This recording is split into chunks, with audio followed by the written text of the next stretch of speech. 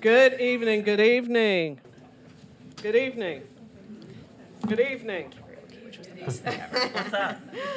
I know, right? So we're back in council chambers after about 3 months, and welcome to the Carrboro Town Council. First meeting back after the summer break. It is Tuesday, September 16th, 2025. And I am going to welcome to the podium our Carrboro Poet Laureate, Liza, to start our meeting off with an amazing poem. Welcome, Liza. Thank you. Hi, Council. Hi, everybody. It's so wonderful to be here. I have missed these meetings. It's good to see everybody. I wanted to just announce really quick. I think this is a kind of a quick fall as far as town council meetings. So I'll be here reading for the remainder of the meetings. But my poet laureateship is coming to an end at the end of December, and we're going to have a new poet laureate. So if we have any poets who are listening, the applications will open on October 1st, and they will be open until November 1st. So please apply and bring your poetry. Yes, so I wanted to announce that, and then I'm going to read a poem for those of you who are not following along. 21 of us from Carrboro went to Denver we were selected out of a whole huge bunch of towns to go for the All-America City, contest. And there were 20 towns there who actually competed, and we were one of the 10 who won. And actually all 3 North Carolina towns, it was also Jacksonville, North Carolina, and Kinston also won. And Carrboro was a winner. And so we are an All-America City. And yes, woo! That is awesome. And it was so cool. So I'm going to read today, and just to let you know, actually, in a couple of weeks, not this Sunday, but the next, I think it's the 28th, we're going to be having a celebrations during the music festival. It'll be at the Drakeford Library Complex, open to all, and it'll be an All-America City kind of presentation party with the National Civic League. So please come. It'll be starting at 1 o'clock on that last Sunday in September. So yeah, everybody did an amazing job. 21 people there. So it was awesome. So this is the poem that I started off with. And in the moment, there was this awesome video going on with Carrboro buses and dances and street fairs and all kinds of stuff. So yeah, you can just kind of settle in. And they picked our town and loved us, which is, of course, makes sense. Duh, right? Okay. We are Carrboro in North Carolina, small mill town at the end of Chapel Hill, green trees overlapping green trees. We have many voices and 2 foundations, racial equity and climate action. We are one of the most accepting communities in the South. 20,000 people call Carrboro home. I see my neighbors at the farmer's market, at my child's school, dancing Zumba outside town hall. I see them at the Second Friday Art Walk, at our festivals for poetry, for music, for film, swaying at the Freight Train Blues concert named for our very own legend, Elizabeth Cotten. We come together in community in so many ways. Tell our story. We are Carrboro in motion. We are bridge builders, bread sharers, weavers of art and music, color and language. We are singers, painters, and ice cream eaters. We are people of multiple abilities, people of all genders and pronouns. We are queer and straight. We are black and brown and white. We are historically black communities called Northside, Pine Knolls, Tin Top. We ride our free buses to work, to coffee, to grandma's for biscuits. Our town comes from racial segregation, but we fought and still fight for civil rights. We try to learn from our history, not erase it. We acknowledge it on truth plaques placed around town that tell the true story. We elected our first black woman mayor, and we have our first black woman town manager, and we stand strong for equity. We are immigrants from many countries. We are El Centro Hispano. We are refugees from Syria, Afghanistan, Burma. We are on the historic lands of the Occaneechi Band of the Saponi Nation. We are leaders addressing climate change, building green. We know the time to act for our planet is now. Tell our story. We are Carrboro in motion. Clack. tell you, that poem never gets old, and having it with the video, which maybe we'll be able to have on the 28th, Town Manager Tony, was just really amazing out in Denver. And so I love to hear the poem like all the time. Thank you so much, Liza. Carrboro, let's go, let's go, let's go. Okay, let me get up here and do what I'm actually supposed to be doing. Can we get some of those clackers? Clackers. Those are great. Okay, so I have a few proclamations that I'm going to bring forward this evening. I will follow up with our Poet Laureate by presenting a proclamation which is entitled Honoring Carrboro's All-America City Award. Whereas the All-America City Award, established by the National Civic League, is the nation's oldest and most prestigious community-wide recognition of innovative, inclusive, and collaborative problem solving. Whereas Carrboro, North Carolina was named an All-America City in 2025, its first year competing for demonstrating strong civic engagement, inclusive leadership, and collaborative solutions to community challenges. Whereas Carrboro's presentation to the national jury highlighted 3 projects advancing environmental sustainability. Carrboro in Motion, bringing civic engagement directly to underrepresented renters through bilingual neighborhood block parties. That's pretty popular, Carrboro in Motion. Green Neighborhoods Grant Program, funding resident-led climate projects. Bowling Creek Watershed Restoration, uniting residents, homeowner associations, and state agencies to address stormwater challenges with nature-based solutions. Whereas the Carrboro Community Delegation included Mayor Barbara Foushee, Town Manager Patrice Toney, staff members Anita Jones-McNair, Amy Armbruster, Catherine Lazorko, Stephen Wright, Riley Stahl, and community members Donald Landon Hawkins, Meg Malloy, Oscar Garcia, Zumba, Carrie Donnelly, Lama Mokel, Refugee Community Partnership, Kennedy Lido, youth member, Carrboro High School, Madeline Wares, youth member, graduate of Carrboro High School, Catherine Graham McCormick, UNC Chapel Hill student, Braxton Foushee, Abi Savadas, Three Muses Card Shop, Liza Wolf Francis, Carrboro Poet Laureate, and agency partners Brian Litchfield, Chapel Hill Transit, Taylor Gay, Chamber for Greater Chapel Hill Carrboro, and Lori Pagliacelli, Orange County. Whereas the town of Carrboro invites the entire community to come out to celebrate our All-America City Award at 1 p.m. Sunday, September 28, 2025, at the Drakeford Library Complex as we kick off the start of the Carrboro Music Festival. Let's get jiggy and get ready. Right. Now, therefore, be it resolved that Carrboro, North Carolina is recognized as an all-America city and celebrated as a national model of what can be achieved when communities dream together and act together to make change a reality. This, the 16th day of September 2025, I don't know who I'm handing it to. Maybe I just go over and give it to our town manager, unless she directs me, otherwise, Town Manager Tony.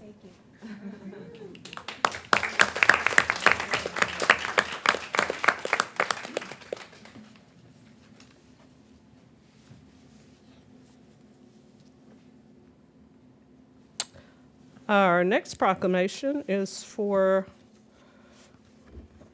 the Community School for People Under 6, as we recognize their 55th anniversary celebration day. I'd like to call up Anna Mercer McLean to accept this proclamation and say some words if she would like to. Whereas the Community School for People Under 6 has been a cornerstone of early childhood education in Carrboro, Chapel Hill for 55 years, nurturing the minds, spirits, and hearts of children in the area. And whereas since its founding in 1970, the school has committed itself to providing a nurturing, inclusive, and positive environment where children are encouraged to explore, grow, and discover their unique potential. And whereas the community school for people under 6 has been a pioneer in offering high-quality, play-based learning experiences, ensuring that children from all backgrounds have access to the foundation for lifelong learning, creativity, and success. And whereas the dedicated director, teachers, families, and community members have worked tirelessly over the years to uphold the school's mission, and their collective efforts have had a lasting impact on the development of children in Carrboro, Chapel Hill, and beyond. And whereas the town of Carrboro recognizes the profound role that the community school for people under 6 has played in shaping our community and fostering a sense of belonging and unity among families, educators, and neighbors. And whereas as we celebrate this 55th anniversary, we honor the legacy of growth, innovation, and support that the school has provided, and we look forward to its continued success for generations to come. Now, therefore, I, Barbara M. Foushee, Mayor of the town of Carrboro, North Carolina, do hereby proclaim September 20th, 2025 as Community School for People Under 6, 55th Anniversary Celebration Day in the town of Carrboro, and encourage all citizens to join in recognizing this milestone, celebrating the school's achievements, and supporting its mission for the future. In witness whereof, I have hereunto set my hand and caused the seal of the town of Carrboro to be affixed this 16th day of September 2025. Congratulations, Anna Mercer McLean and the Community School for People Under 6.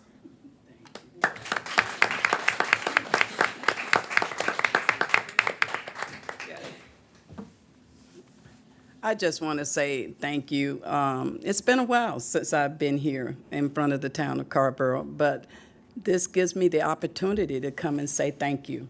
Because community school has been around for 55 years, but in the last 15, you have made it possible for us to still be here. We are still here because of being displaced when we were in Chapel Hill and having to find a new location, and you provided that location for us. And we've continued to serve many children and families through the years, and our families are diverse from our families that pay fees to those who are funded by Department of Social Services, our NC Pre-K, and all of those who are in, Chapel Hill, Carrboro, and surrounding areas. So I just say thank you. We appreciate you and all the work you all are doing. And I have to say, I love the joy that I saw when I came into the room today, because that makes me feel good about this town always. So thank you.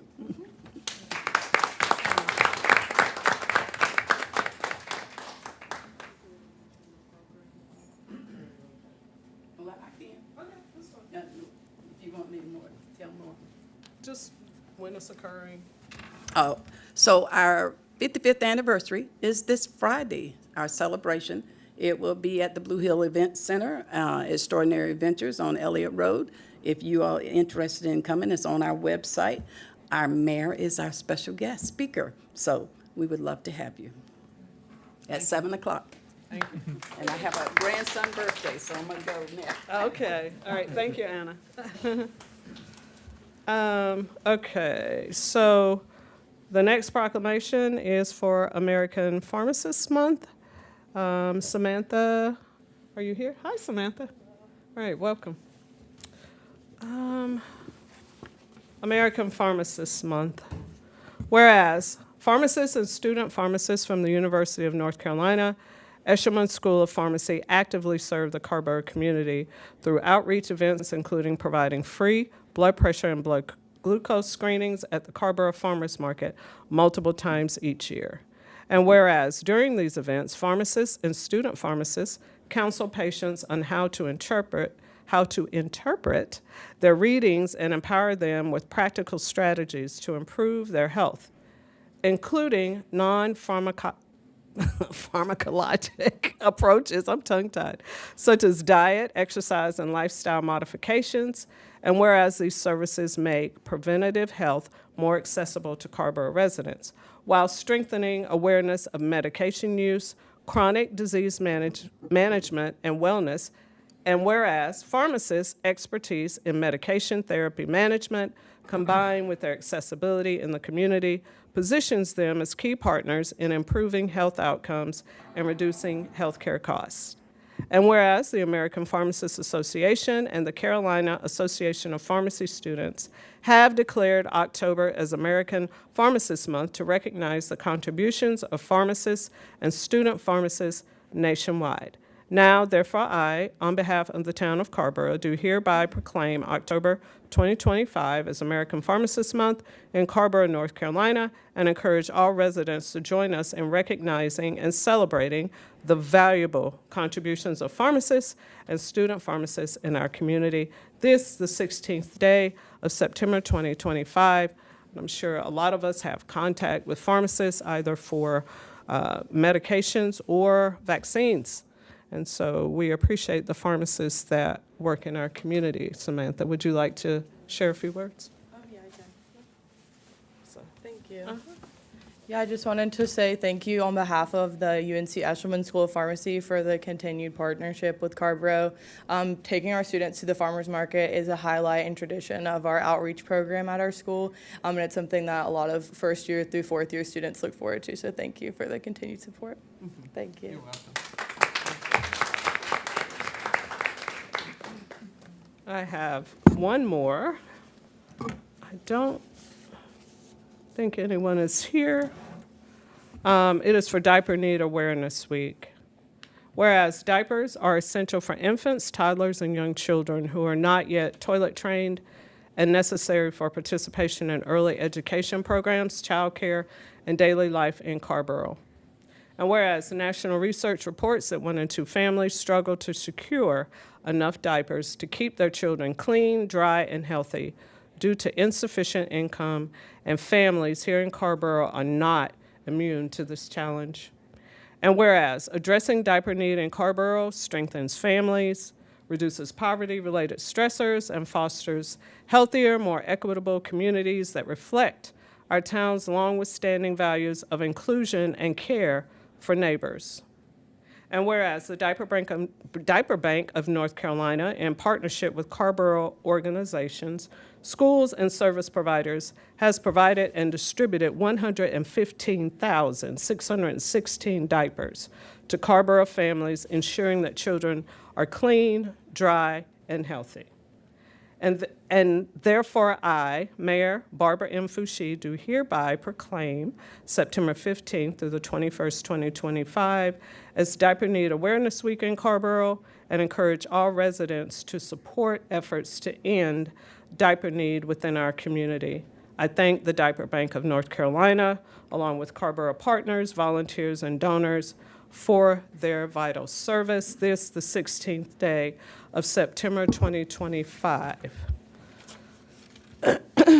So I have, oh, that's a lot of diapers, right? So I do have a couple of acknowledgements before I take my seat and we get into the rest of the meeting. The town of Carrboro expresses its deepest sympathy following the recent death of former Carrboro Board of Aldermen member, Mr. Hilliard Caldwell. Mr. Caldwell was a pivotal figure who advocated for and participated in the desegregation of schools in Carrboro and Chapel Hill during the Civil Rights Movement. He organized sit-ins and was arrested for protesting. The more active forms of protest, such as marching and sit-ins, were ultimately the turning point of the movement and encouraged much of the changes which are evident today. Caldwell later served, and this is Mr. Caldwell in different stages of his life, he later served as a liaison for the Chapel Hill Carrboro Schools integration process and is recognized for his contributions to public service in the community. He served 4 terms, 1981 to 1997, on the Carrboro Board of Aldermen. For the Chapel Hill newspaper in 1981, Caldwell stated that he was a 1956 graduate of Lincoln High School, the Mighty Tigers, where he served as student body president. We honor his life, his legacy, and his service to the Carrboro community and Chapel Hill as well. Mr. Hilliard Caldwell.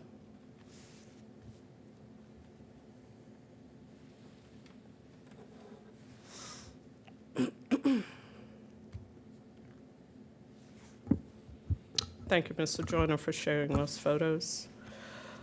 The next thing that I want to address, and the last thing, is why our flags were at half-staff last week. You may have noticed that the U.S. and North Carolina flags were at half-staff at Carrboro Town Hall. Now, initially, the flags were lowered on September 11th to honor the victims, their families, and the heroic sacrifices of the first responders on 9/11 and what has since become known as a National Day of Service and Remembrance. Then our North Carolina Governor, Josh Stein, further ordered U.S. and North Carolina flags to be flown at half-staff on Saturday, September 13th, to honor the late Major General Joseph McNeil.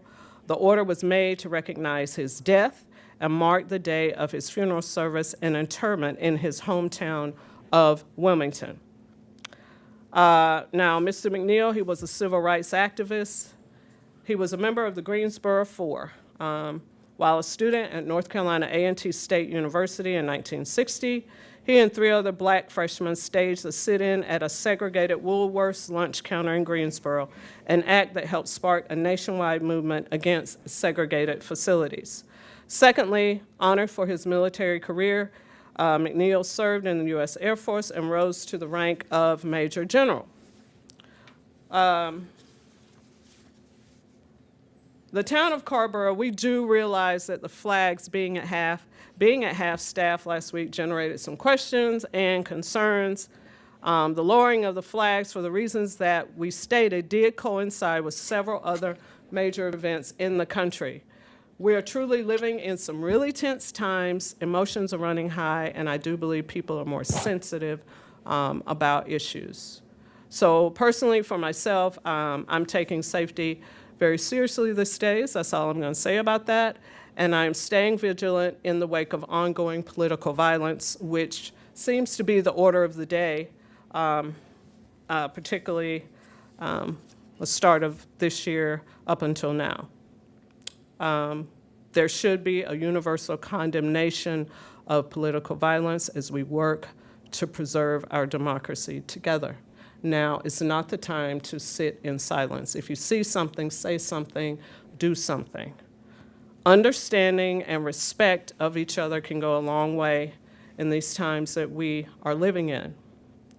Lastly, I want to encourage community members to seek information from elected officials and/or town staff when there are questions about town operations and events. We are always available to help. I felt that was really important to talk about that. There were questions and concerns about the flags being at half-staff, and like I said, it coincided with the school shooting, I believe, in Colorado, as well as the murder of Mr. Charlie Kirk. But the town of Carrboro did want to be very clear about why our flags were at half-staff.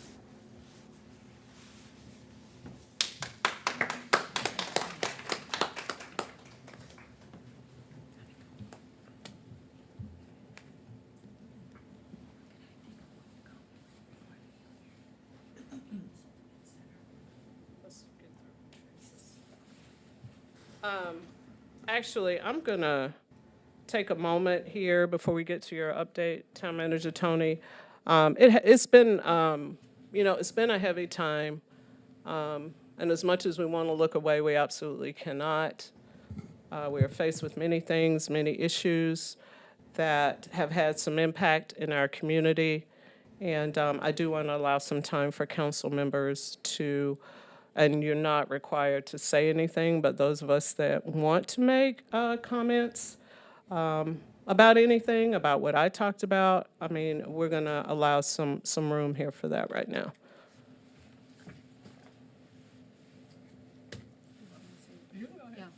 Yeah.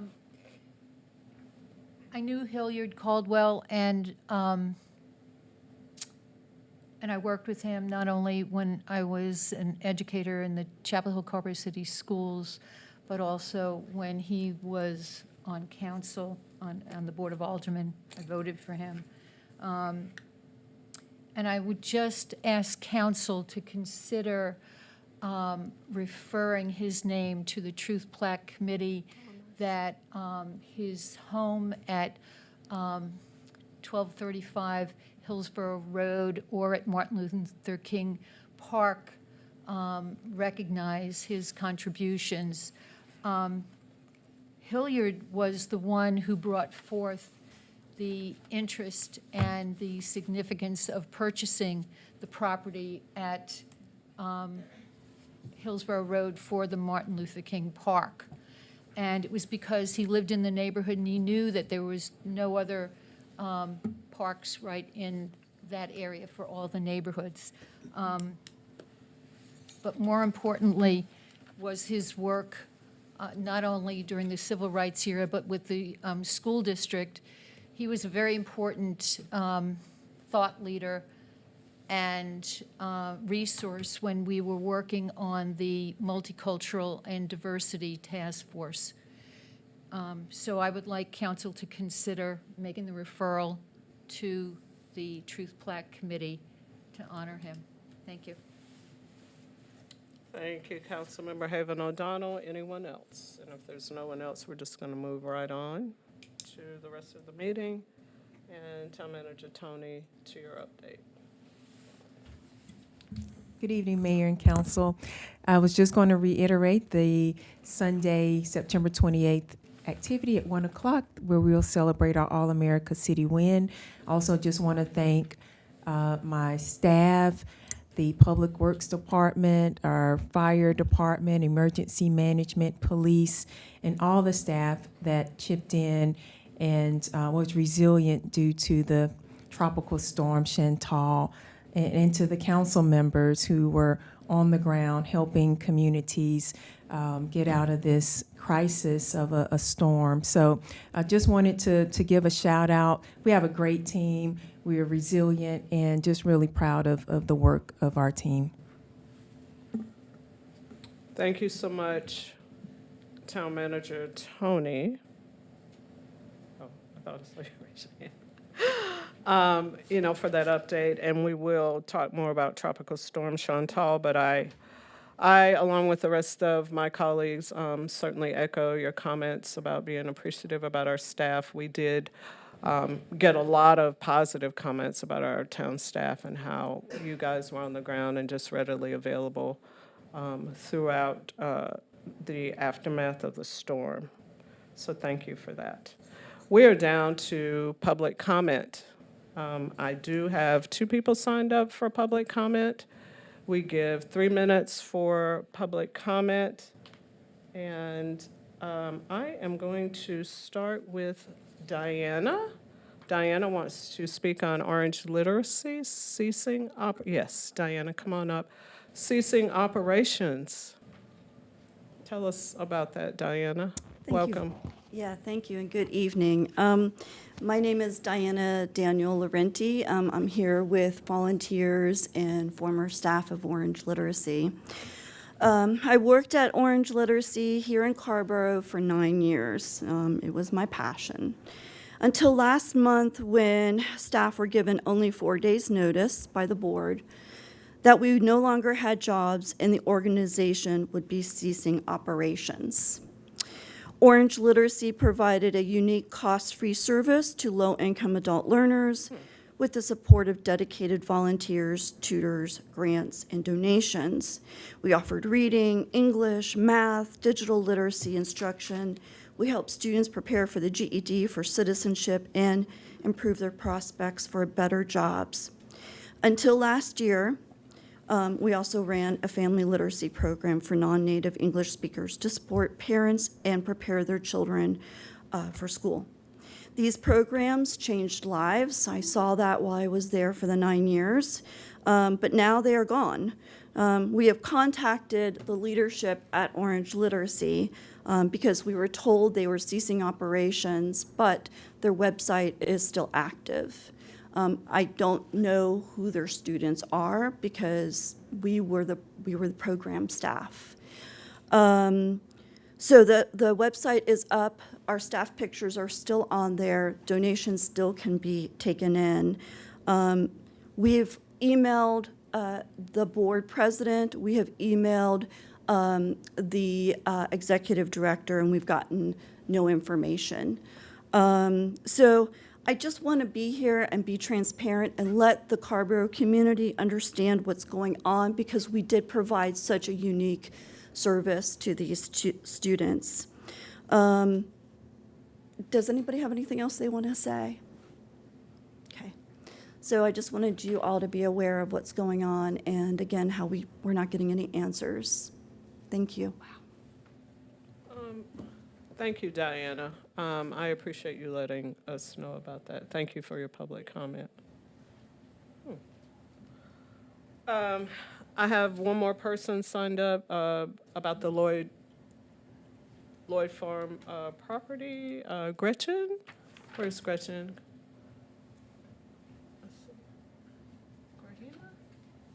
Can you pronounce your last name? I didn't want to murder it. Hi, my name is Gretchen Gokenauer.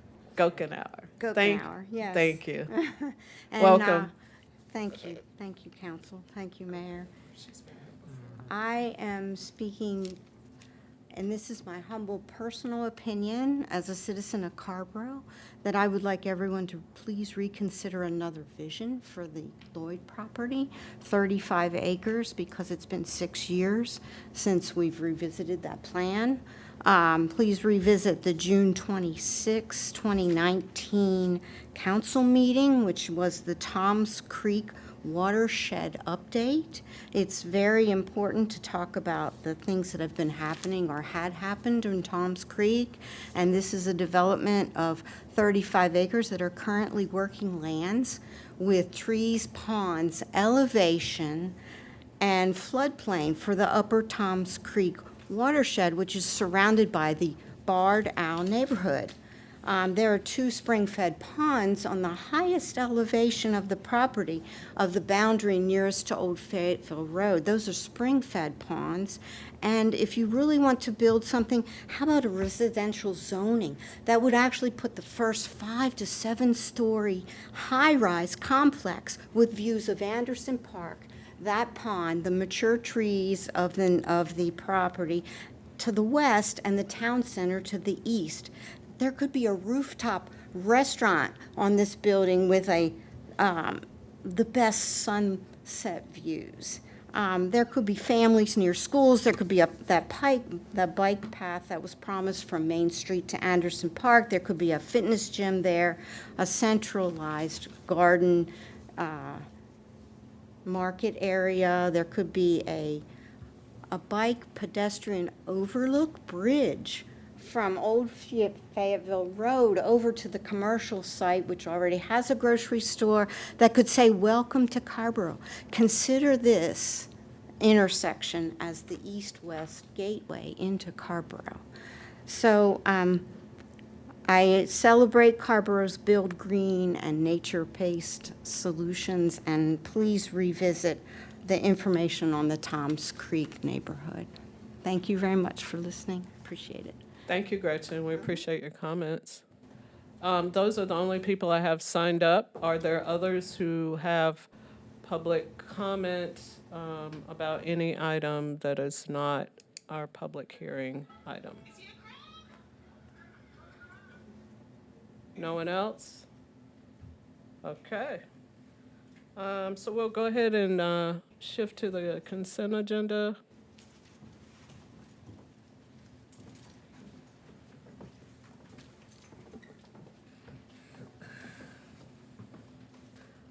Council members, we have 5 items on the consent agenda. I know that Councilmember Haven O'Donnell, maybe others I don't know, are interested in pulling item number 4 related to the special use permit A extension request for Lloyd Farm Phase 1 at 700 and 706 Old Fayetteville Road.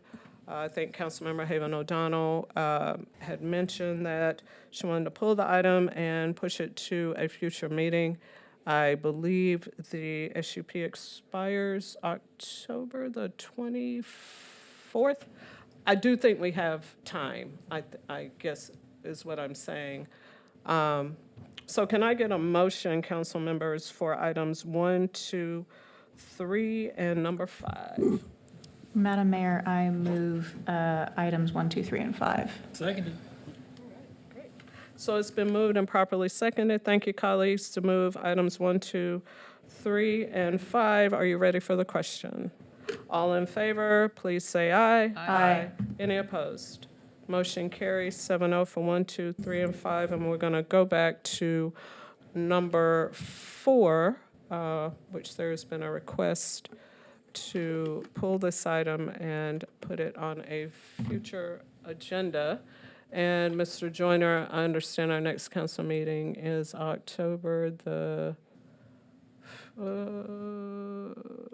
September 28th.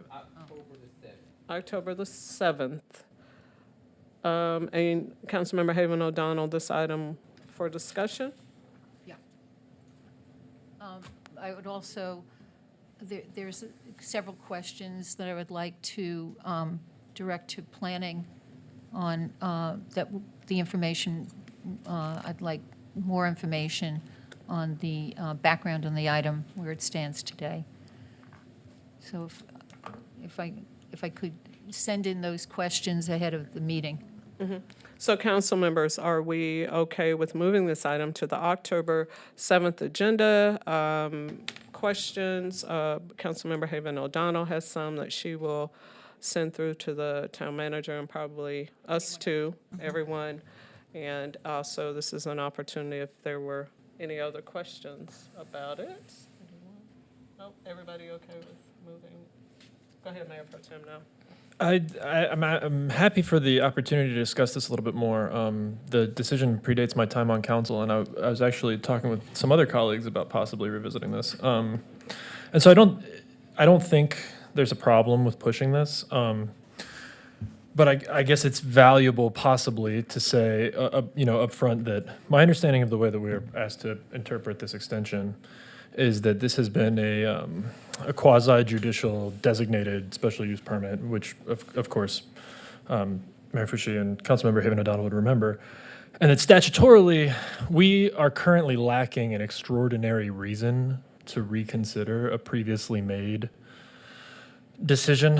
I quite like Ms. Gokenauer's vision for the property, to be honest, and I think that there would be viable pushes on the plan. My understanding is, and this is just, I could say this in October, and I beg your pardon for possibly wasting our time here, but just in the interest of transparency about this issue, this has been 6 years, and I think we are in the process of considering a land use ordinance that would be a revision that would constitute an extraordinary reason to revisit a property. We at present don't have an extraordinary reason. And so I think what we are faced with is really the consideration that a developer has, like by North Carolina statute, a right to build an approved by prior council property. And so I think, I think it's valuable to be transparent and to have this discussion. But I don't want to cause any rancor or say that we shouldn't do this. But I will strenuously advocate that we do approve this extension, because I think that it is really in our interest to abide by statute. Not in our interest. We are compelled. And so this is one of those tricky, we often have to talk about special use permit situations and the quasi-judicial nature. I think it's an unsatisfying thing for our residents to watch us consider because of the way that we're constrained from often applying our values. And so if I were a Carrboro resident, I would get tired of different discussions that sound very much like this one.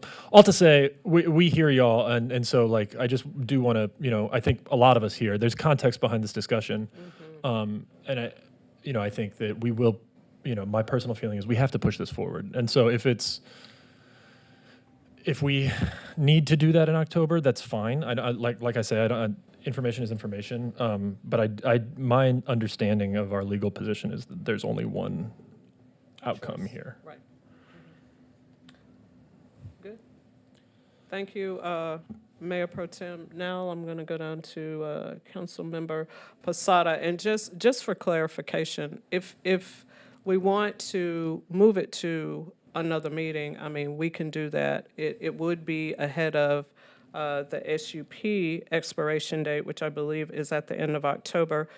I think there's some clarification here for some of us that is wanted and potentially needed, because only Councilmember Haven O'Donnell, I believe, and myself were on the council when this was approved. And so Mayor Pro Tem now is absolutely correct about what ultimately we will have to do, but I think we have a little room here, council members, if we're able to just push this to October 7th. I'm sorry. Say your last name again. Posada Orozco. Posada Orozco. See? Listen. Posada Orozco. Councilmember Posada Orozco. Thank you, Madam Mayor. Just to note on the comments from the Mayor Pro Tem, I would think we can use this as a learning opportunity, not just for folks on this board, but also for the community. I think it's a great spot. If I'm in agreement to bring it back for a discussion, if we caveat that agreement with actually a presentation about what is our legal duties here, as well as, you know, some information, additional information about the project is always important. But I think I am very much in the same line of thinking about what our ultimate responsibility is here with this line item. But it's also a good point for us to use this to also convey that responsibility and showcase that to the community, rather than just like us saying it here, having something that walks folks through so that anybody who wants to go back and look at that can also see, all right, I get why that's the position, or that's the determination that had to happen by the council. But that would be my only request, that as we bring that on. And sorry, Madam Manager, I'm giving your staff more work to do. I will say, if there are specific questions today, Marty is available to answer some questions. So we can come back. It'll be helpful to have the specific questions so he can be prepared to address them. But if there's anything today that needs to be clarified, that can happen as well. Yeah, thank you, Town Manager. I don't have any questions. I don't know if Councilmember Haven O'Donnell is Yes, I do. prepared with questions. I do. Thank you, Marty. You want to do that now? I can do it right now. I appreciate what Eleazar is saying about the learning opportunity. I think it's really important, since most of the folks sitting here were not part of the discussions.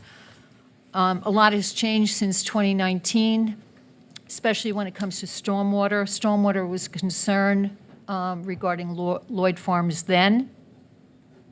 I believe that it was under the 100-year flood plan regulation. Is that correct? Well, it certainly meets the ordinance requirements. I don't recall off the top of my head if they exceeded them, if that's what you're suggesting. Right. I can look into that. Yeah. I think that's something that needs to be looked at again. I think that is the crux of the problem right now, given that the ponds are spring-fed, Tom's Creek, flooding is an issue, stormwater is an issue for Bard Owl Creek. When I read through the synopsis in our packet, I noticed so that's my first question, is about stormwater.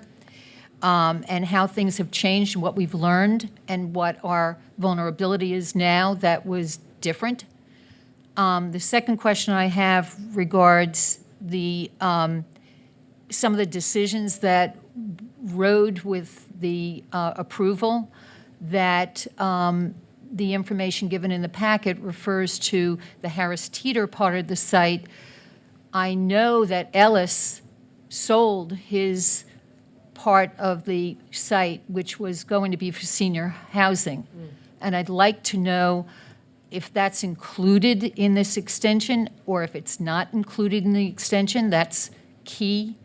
Third, there was a parcel of land that Ted Barnes was going to convey to the town for park and open space for Bard Owl Creek. I don't know if that is part of the extension as well. So I think there's a lot that can be learned. I think there's still things to discuss instead of deciding ahead of time that we've made a decision when we don't have answers to these critical questions that were part of the mediation that we went through to reach a decision. I can respond to the last two now if you'd like. Okay, that would be great. The senior housing portion, which is identified as Phase 2, is not a part of what is on the table for consideration right now. The permit that was granted is for what's called Phase 1, which is essentially the Harris Teeter portion and the shopping stores around it. The Phase 2 property is conditionally rezoned for what was, commonly referred to as the senior living facility, and still is, but you're correct that Harris Teeter now owns it.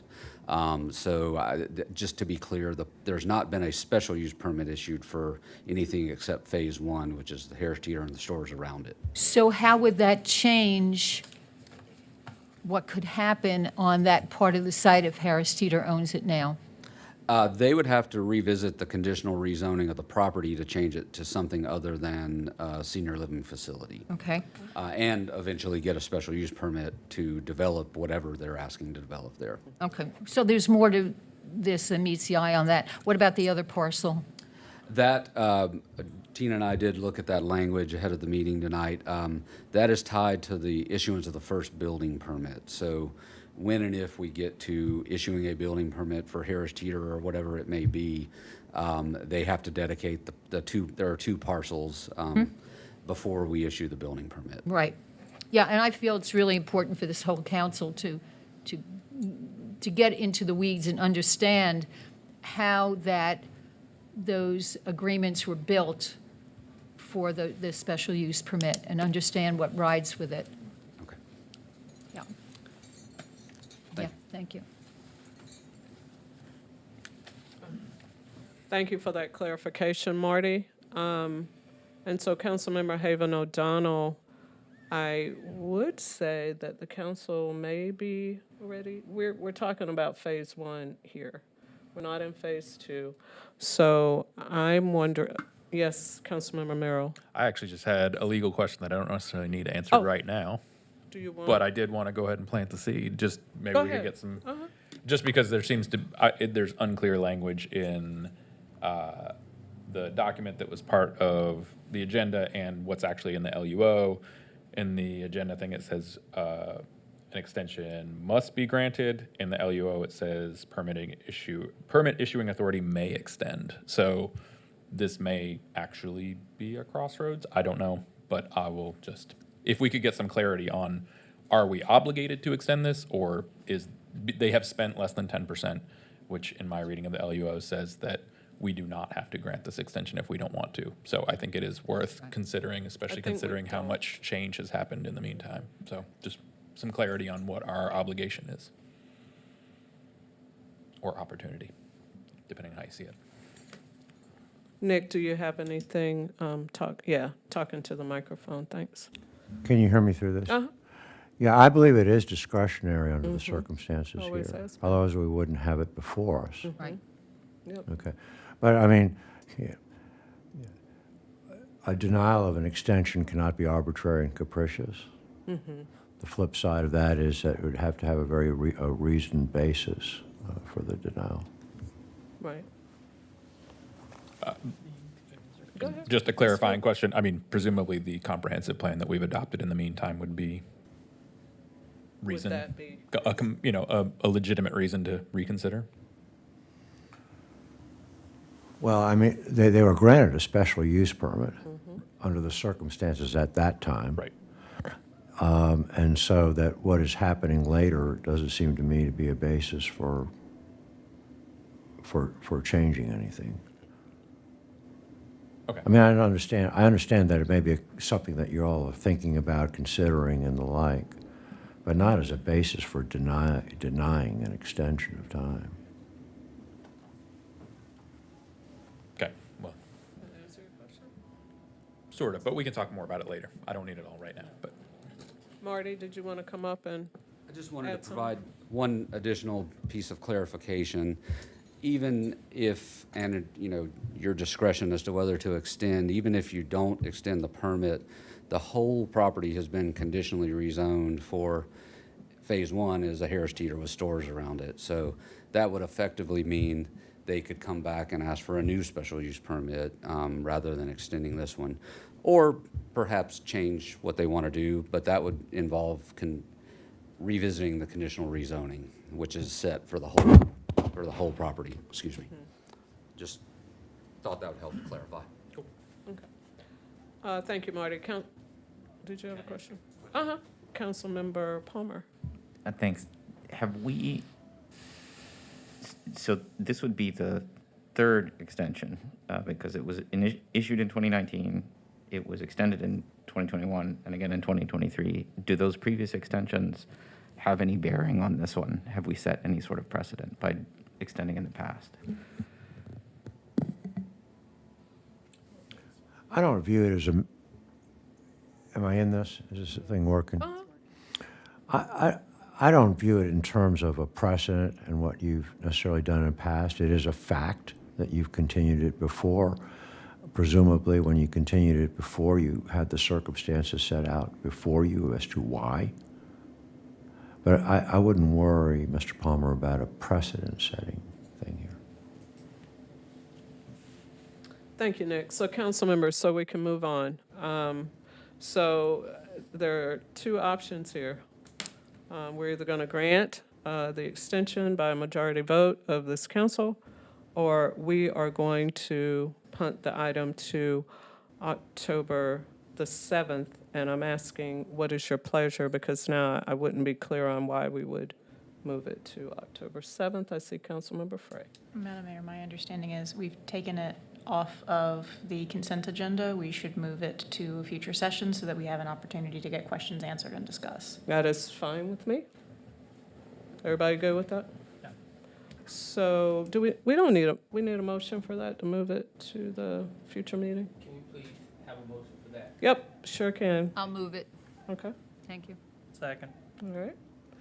So it's been moved and properly seconded that we move consent agenda item number 4 about the SUP for Lloyd Farm Phase 1 to our next council meeting, which I believe is on October the 7th, so we can get clarity and maybe have more discussion. Council members, all in favor, please say aye. Aye. Any opposed? Motion carries 7-0. This item is moved to the October 7th meeting. Thank you, everyone. Thank you. Town Manager Tony, next item. First item is a public hearing. This is a legislative public hearing on land use ordinance text amendments relating to advisory boards and commissions.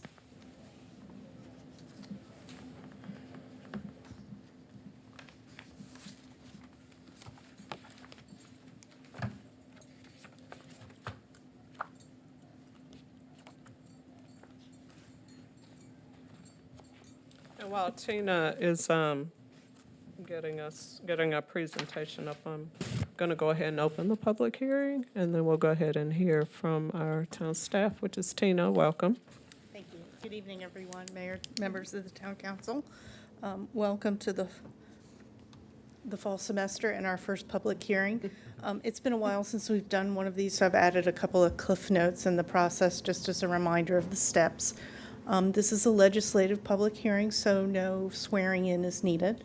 I'll offer a brief staff presentation. There'll be an opportunity for public comments, and then I'll come back to the podium and walk through the final steps for consideration of the consistency statement as well as the actual ordinance.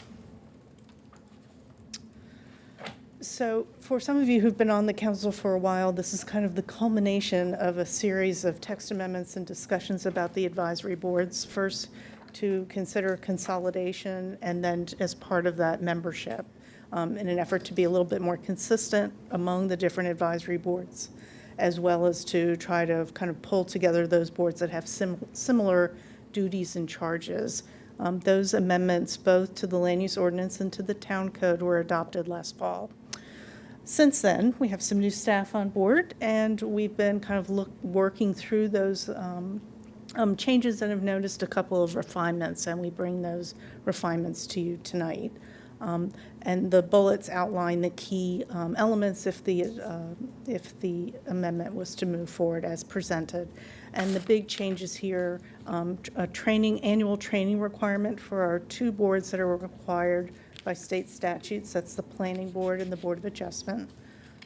Some minor changes to our Safer Routes to School Implementation Committee to increase the membership and be clear that their affiliation should be with the Carrboro School.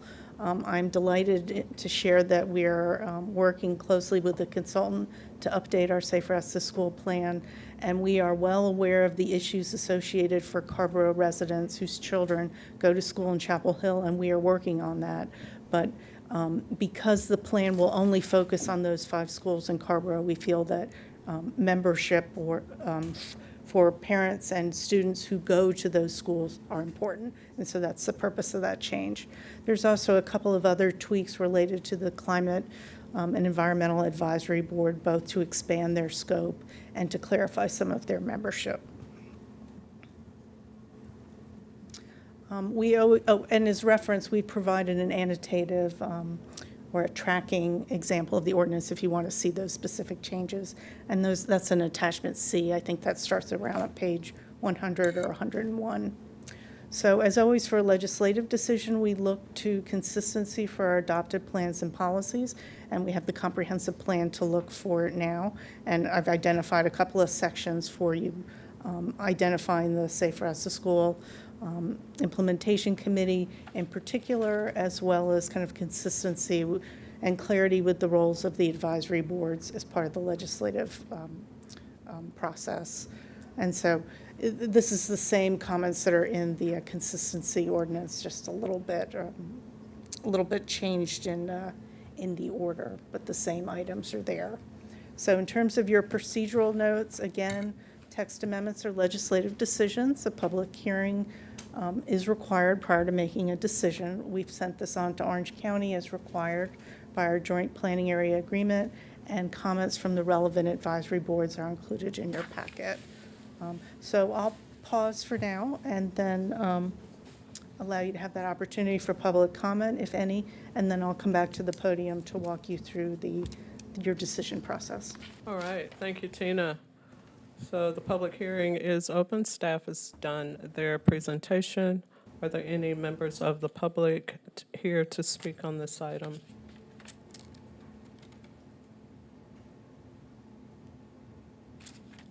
No members of the public here to speak on this item, so we will move into council deliberations or questions for Tina, if there are any.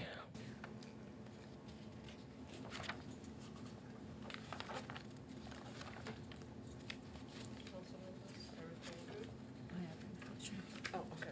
Go ahead, Councilmember Haven O'Donnell. Yeah, Tina, on the, let me get to this. On the Climate and Environmental Advisory Commission, just explain what, what the slight changes have been so that the public is aware. If you'll turn to page 217 in the packet, and the numbers are at the bottom, you can see the track changes.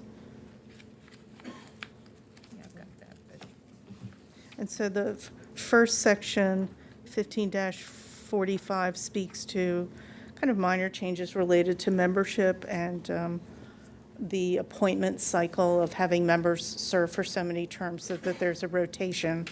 The inclusion of a youth member. And then as you look at page 218, you can see in subsection D at the top, the inclusion of sustainability in the language. And then at the bottom, under 15-45.2, powers and duties, the inclusion. It's 196 in my copy. yeah, it's a different, The pages think are our numbers- tracking different. Oh. Sorry. I beg your pardon? Are we at the same place? It's, for attachment C, it would be Yeah. 17 of 19. Okay, yeah. sorry about that. Yeah, I've got that. Sorry to interrupt. No, no, No, thank no, you no, I'm for glad that. you did because although I had it, I wasn't, well, anyway. So I'm really delighted about the inclusion of the sustainability. And I would ask two things. One, that under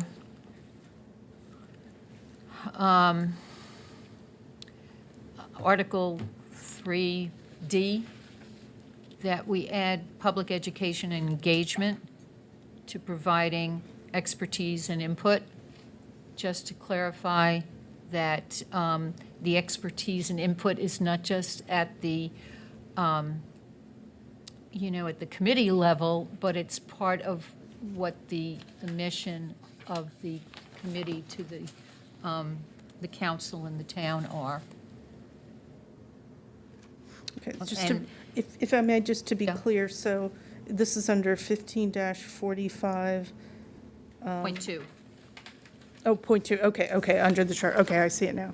Okay, under E, section E. Which one is it, D or E? Oh, you're at the bottom, never mind. Okay, so it's actually on the next page at the top, Okay, 19 of 19, letter D. okay, And the other one is really a question for, under B, in the same section, 15-45.2. I would love to see that the Climate Environment Advisory Commission also work with the Stormwater Advisory Commission, so that where tree canopy and native landscaping, that stormwater mitigation and remediation be added, because you just look at, you look at the 319 grant, and you look at how we've been recognized nationally, and you know that community and the Green Neighborhood Initiative is, folks are really paying attention. So to have that cross-pollination, I think would be wise to have it in our text, our land use text. so just to be clear, some of that is already part of the SWAC's duties? So you're suggesting that both boards cover that? Rather than siloed. Because that's what sustainability looks like. Council members, are there questions or comments about Councilmember Haven O'Donnell's suggestion? Councilmember Posada Orozco? Thank you, Madam Mayor. I guess I'm trying to, like, I'm a visual learner, so I'm trying to write what Councilmember Haven O'Donnell, what you're asking for. Can you please repeat that? To understand this correctly, under 15-45.2, bullet point D, Yeah. what would be the edit there? Yeah, provide expertise and expertise, input, public education, and engagement on the implementation of the Community Climate Action Plan. Okay, So, public education and engagement would be okay. And then what was the other one? On B, to add, collaborate with Stormwater Advisory Committee, in addition to the tree canopy and native landscaping. And the example is green neighborhoods and the 319 grants, because that cross-pollination will ensure greater success. And so the main thing there is the collaboration with the That's SWAC, right. the Stormwater Advisory. Right. Got it? I guess my further question now, Councilmember Haven O'Donnell, would be for you. Would this be returning some of the previous duties that were reassigned or removed from the committee when we initially approved the consolidation? In all fairness, I think the committee has been redesigned, so I don't think what we looked at before and the way it conveyed before is the way it is the direction and the way it would convey now. I think the work of the CEAC now is framed differently. Because the way the climate action team was designed previously was based on members of the climate action team being in the public and doing the public work themselves a certain amount of time over a certain amount of events. That's not what this is. That's not what I'm Would looking for this here. add that requirement?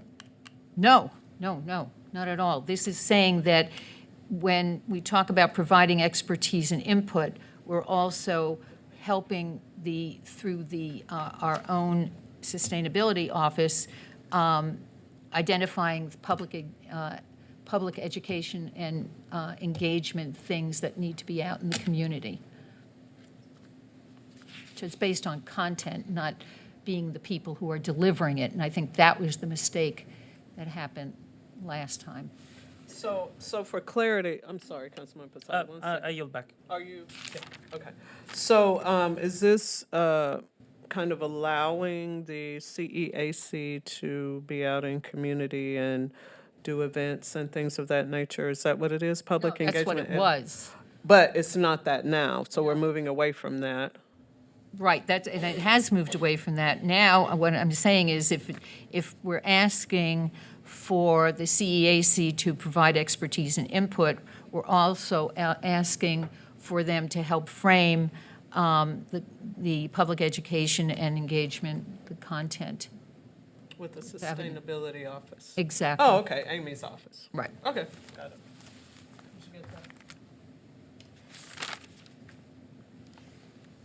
Any other questions or concerns about the language? Councilmember Palmer. So, this predates me, and so I just want to check my understanding that one of the rationales for the shift to, as things currently stand before this amendment, was a difficulty in getting, so some of our boards and commissions had struggled to meet quorum consistently because of the demands on the people in them. And I have, in my brief time, I have seen that challenge a bit, and my only word of caution or concern in adding some public-facing component to it would be that it would add a burden back that would prevent people from stepping up, whether that's, I just don't want to convey to people that they need to be in the public eye in order to serve, and it's also a scheduling challenge in terms of like if events are outside of the regular meeting time. And this is not to say that we shouldn't do it. I want to check my understanding on part of the reformulation. If that is in fact one of the reasons, then that would be my word of caution against that part of your proposed amendment. I think the public engagement and education would kind of be collaborative with our sustainability office and not necessarily public-facing, community public-facing, correct? Okay, I think thank you. that is my understanding. Thank you for that You're clarification. welcome. Councilmember Frey? I have a question for Tina. Tina, so speaking to the draft that you brought us, is there any restriction on the sustainability, on our sustainability director and her staff from working with the CEAC? You mean is the additional language needed? In order to allow them to allow this? collaborate? I don't believe so, no. Okay.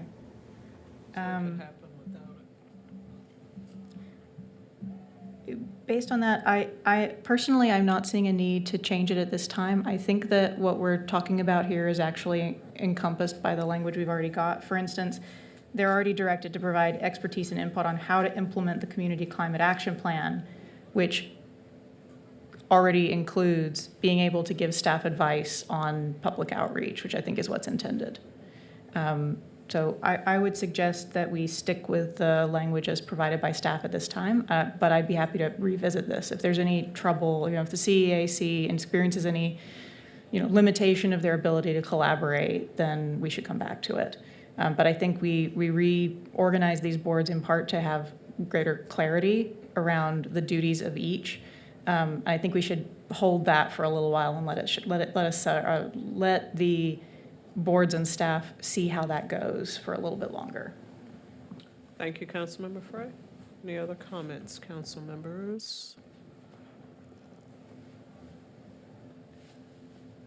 What are we thinking about the draft language here that we're discussing? Madam Mayor?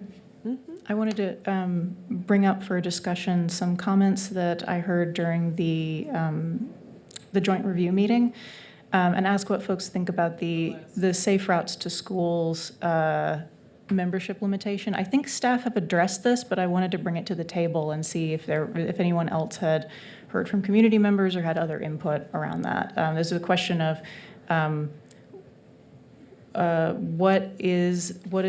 to what extent is this process accessible to folks who are Carrboro residents and have children who are in schools that are in Chapel Hill. They would, as currently written, not be eligible to participate in Safe Routes to School, this Safe Routes to Schools committee. However, since the Safe Route to Schools committee is working on documents that pertain only to the schools that are actually located in Carrboro, staff's sort of kept the original language. And I just wanted to ask if anyone has any other thoughts on that. You were interested in expanding membership maybe beyond these 5 schools? Or? No, I from my reading, I think that staff has got it where it should be, but this isn't an area that I have as much breadth in, and so I wanted to hear from other council members if they have other thoughts. Are those parents able to be represented on Chapel Hill's Safe Routes to Schools committee, like with a similar membership structure as what we've drafted here?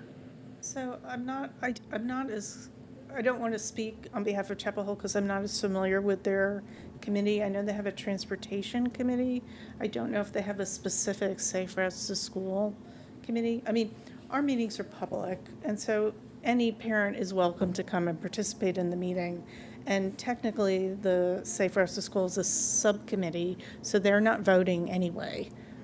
So I think the language that the Transportation Board included in their recommendation may be a good balance point where they said, let's complete the plan and then revisit if we want to include other parents. I think our one concern was if the possibility that a number of really enthusiastic parents would come in and be really excited and then find themselves looking at the schools that their children don't attend, and that was kind of a missed opportunity. So let's focus on the 5 schools in Carrboro, get the plan updated, and then revisit the membership. And just to be clear, we heard that both at the joint review portion and then the separate meeting with the Transportation Board. And we've already worked with the consultant firm to add additional provisions that we might expand the scope of their work to address this very issue. So we're on it. I appreciate the comment, but yeah, we're working on getting that included. Yeah, I agree that I think it covers the cases. Thank you, Tina. Okay. Any other comments?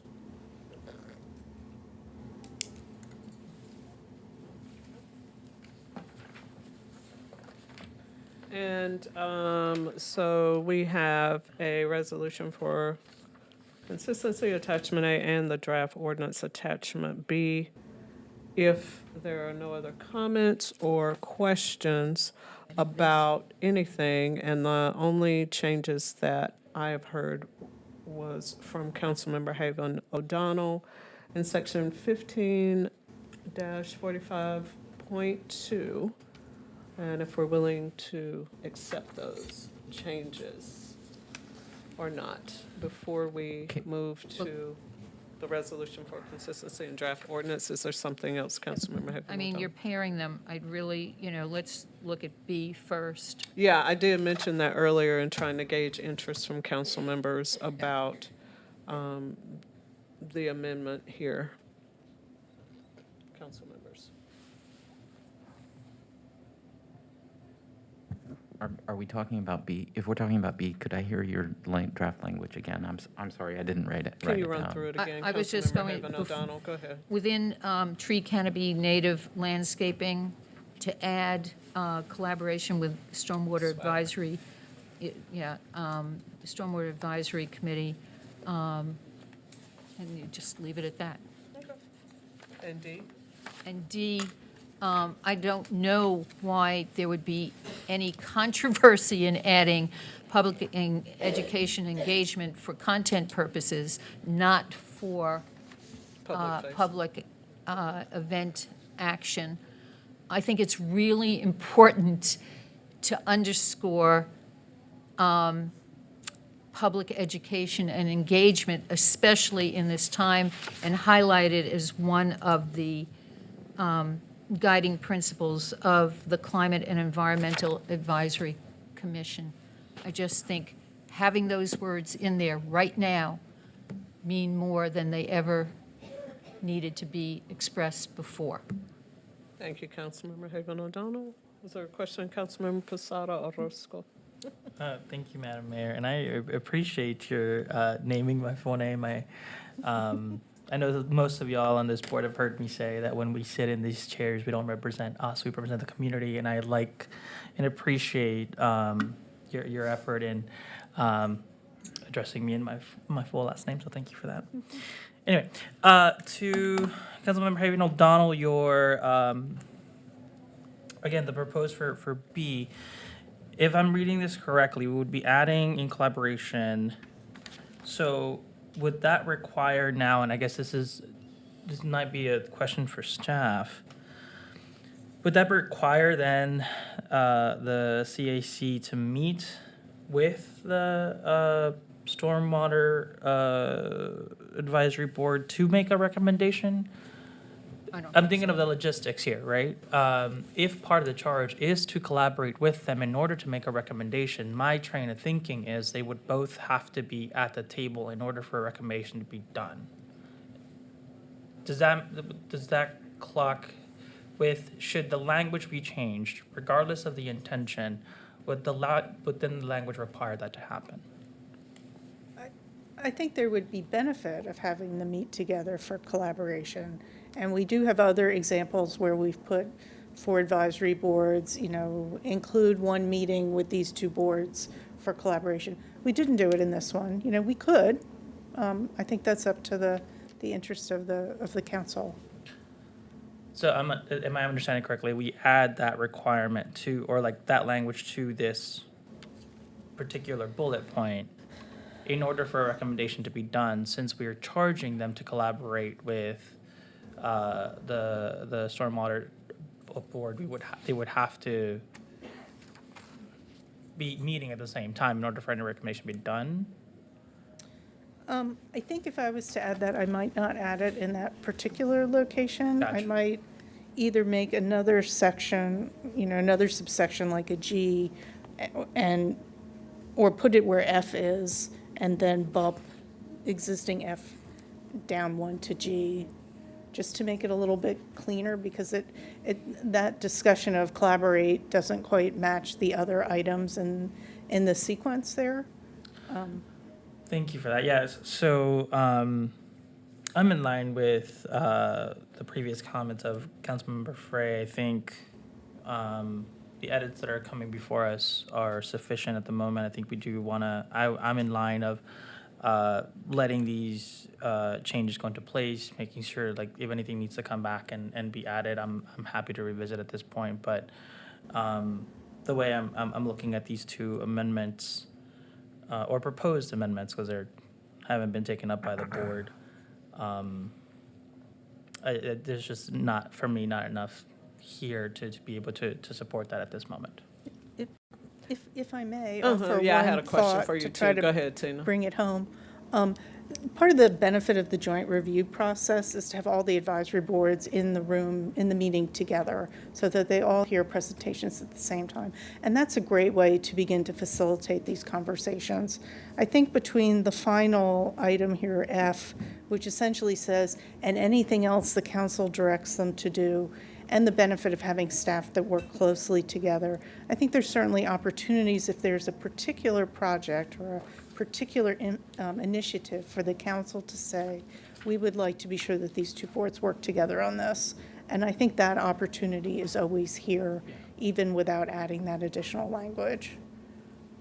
Okay, can I just- Oh, go ahead, Council. Yeah, so my point is to try and break down the silos when work is being done, not when you have a product. Because in my experience, that's coming too late. You know, there's a lot of shared information, and I don't believe it has to happen at a meeting. I think it happens through our sustainability officer.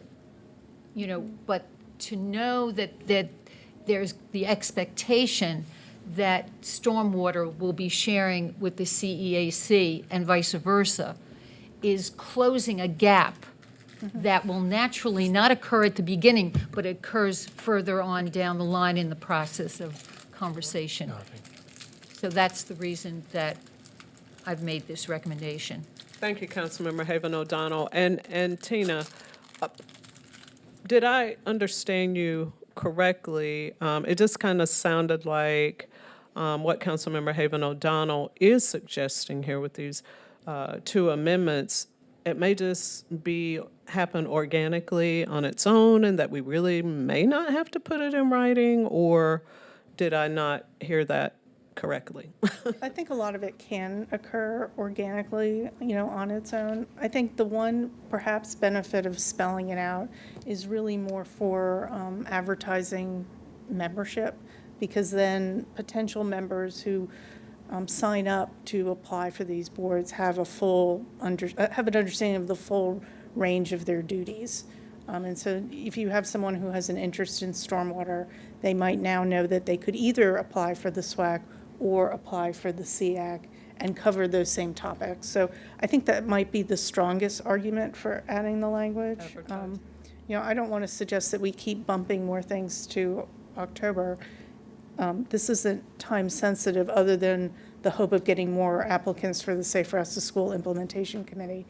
If there is an interest of making some minor edits and having more consensus, you know, with the manager's permission, we could pursue that as well. But when you look at how much work is being done in the community under Green Neighborhoods and the 319 grant, you know, then you can see that there's a natural relationship between the two things that really is not housed, it's housed in two different places instead of bringing them together for sustainability purposes. Thank you, Councilmember Haven O'Donnell. Is that Councilmember Palmer? Is that your hand? Or are you pointing to? Pointing to Oh, my I'm hand, sorry, I think. Mayor Pro Tem now. Go ahead. Yeah, this is another one where I think, you know, I'm not sure this is like the most material thing in the entire world. And I don't want to belittle the discussion, but I think what the discussion is revealing is that very little practical would change in any of these meetings with the consideration of this language. And so I hesitate to change it. I think I think the reasons for that are pretty good faith and genial in my case, at least I hope. You know, I think that expanding the remit here with verbs that are essentially already happening anyway do raise some good faith questions, and the boards have seen this language, and I think ultimately the synthetic work of the advisory boards, they advise us and we synthesize. You know, and that's I think, like, sitting on the stormwater board, I regularly hear their discussions with other board members, and certainly they're climate-minded. I suppose I have like a small reservation that the sort of like technical aspects. Well, all to say, I would like to move these as is, for the reason that I think fewer words to the specificity of the purpose per board is generally a good principle. I think it is wise to, you know, to try and create cross-pollination, but I think cross-pollination, you know, in statute is less valuable than cross-pollination in practice, which we have. And so I would be most comfortable moving the language that staff has prevented tonight. It's a motion. Yeah, I would, well, I believe we would, not I believe yet, we would 'cause- have Okay, to close that's the public fine. hearing before we yeah, got yeah, there. yeah, not yet, Sorry. but I will be happy to make that motion. Okay. Thank you, Mayor Pro Tem now. Councilmember Frey, did you have comments? No, but I thought I saw your hand. I guess one small comment, which is I would draw everyone's attention to the review of these proposed changes by various boards, including the CEAC, who did not have anything further to add. Oh, you're talking about the advisory board recommendation forms from the, yeah. Nobody did, I don't think. There was nothing further. Okay. Are we still deliberating? I can also close the public hearing and we go right into council action. I'm going to go ahead and close the public hearing, and council action is on our screen. We have a motion to adopt, deny consistency statement attachment A. All of this will happen, well, it will happen. So sections 1, 2, and 3, colleagues, and then consideration of the draft ordinance, which is attachment B. So I would like to move attachment A, finding the action consistent with the comprehensive plan, reasonable, and to the public benefit. And I would like to move that we act to approve in attachment A. Second. Okay, so motions should speak to each of the 3 sections of the consistency statement. So it's consistent with the comprehensive plan, it's reasonable, and in the public interest, approve and deny. My Mayor Pro Tem now, I believe we said all that. So it's been moved and properly seconded. We'll go ahead and do these separately, colleagues. All in favor, please say aye. Aye. Any opposed? Motion carries 7-0. Attachment B, the draft ordinance. I'd like to move attachment B. Thank you. All right, so it's been moved and properly seconded that we move the draft ordinance, which is attachment B. All in favor, please say aye. Aye. Aye. Any opposed? Motion carries 7-0. Thank you, colleagues. And thank you, Tina.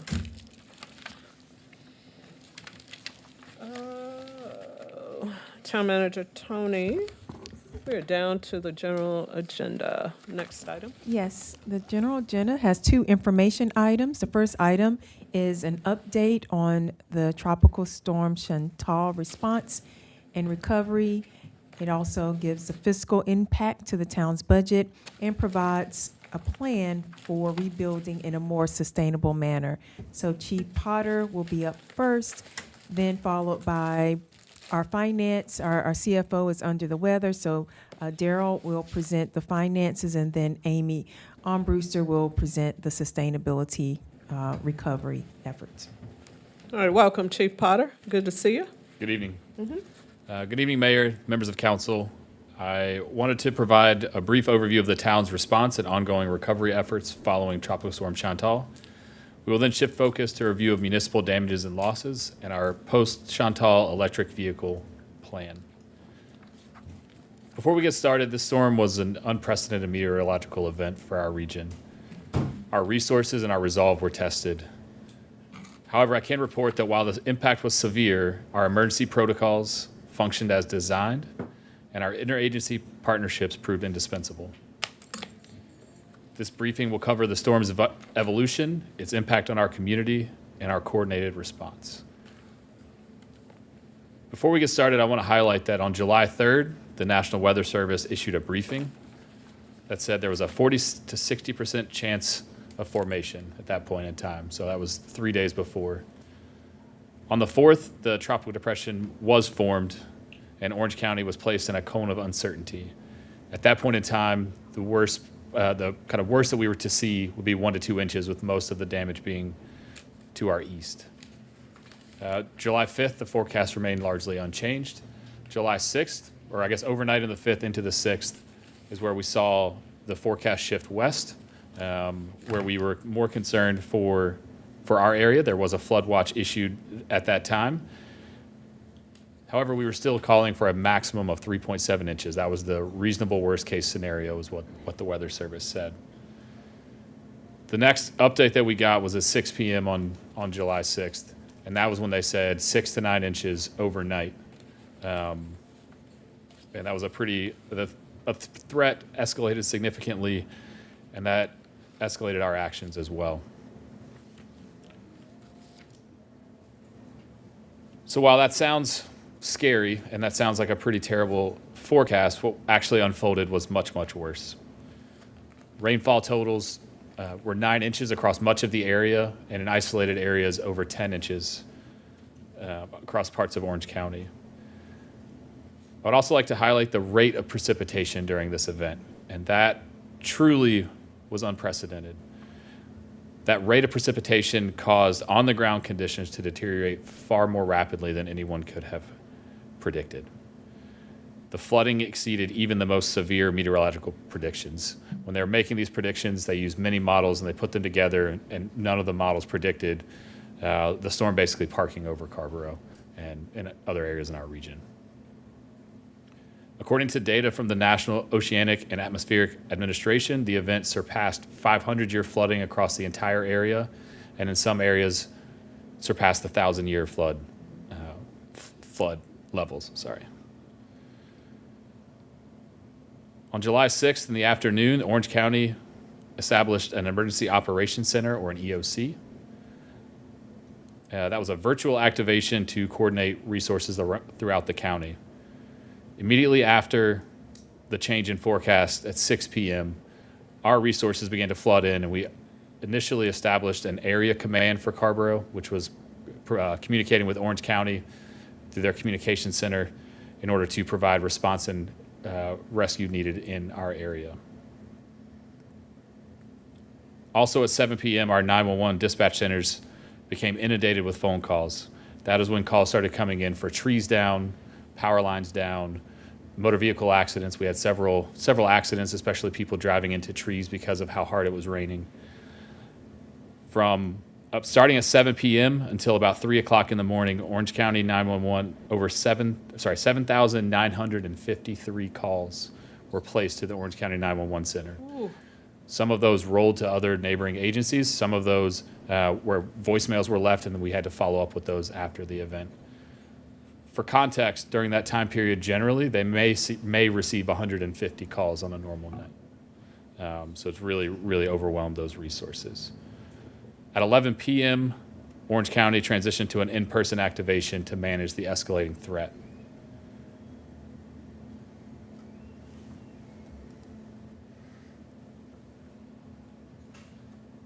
Starting the next day, we immediately shifted our efforts towards short-term recovery.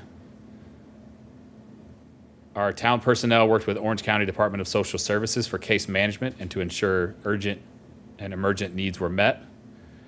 Also, on that Monday morning, fire and building inspections began damage assessments to provide preliminary damage estimates to the state and to the federal government, which is a critical part of receiving the declarations that we received.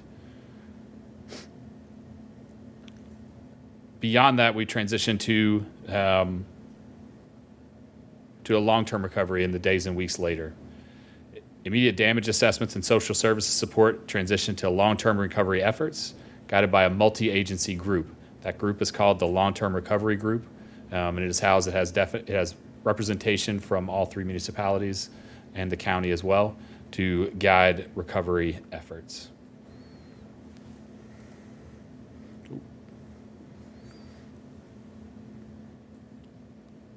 So part of securing resources for our community had to do with official declarations.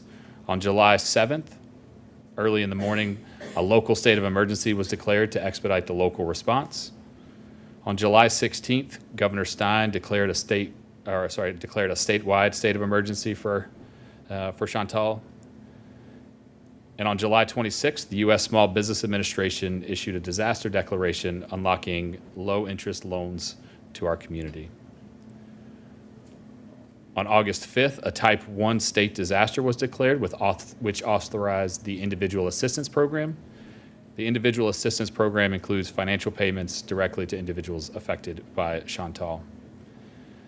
Along with this action, there was also a request for federal public assistance, or the PA program, which you may have heard about from FEMA, including that with the governor. When we made this presentation, go back one, this is the section where we were at in that. Since then, and since everything was submitted on Friday, that declaration was granted. And so we did receive notification that the public assistance program would be active and we would be available for federal funds for uninsured losses for public agencies.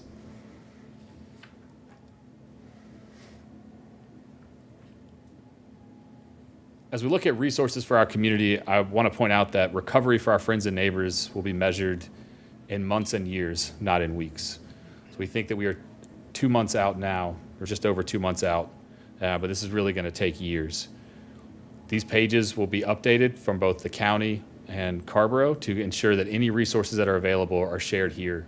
And so there's one hub to go to receive any of those resources, or to get directed to any of those resources that are available. There's also a community giving fund that was established shortly after the storm.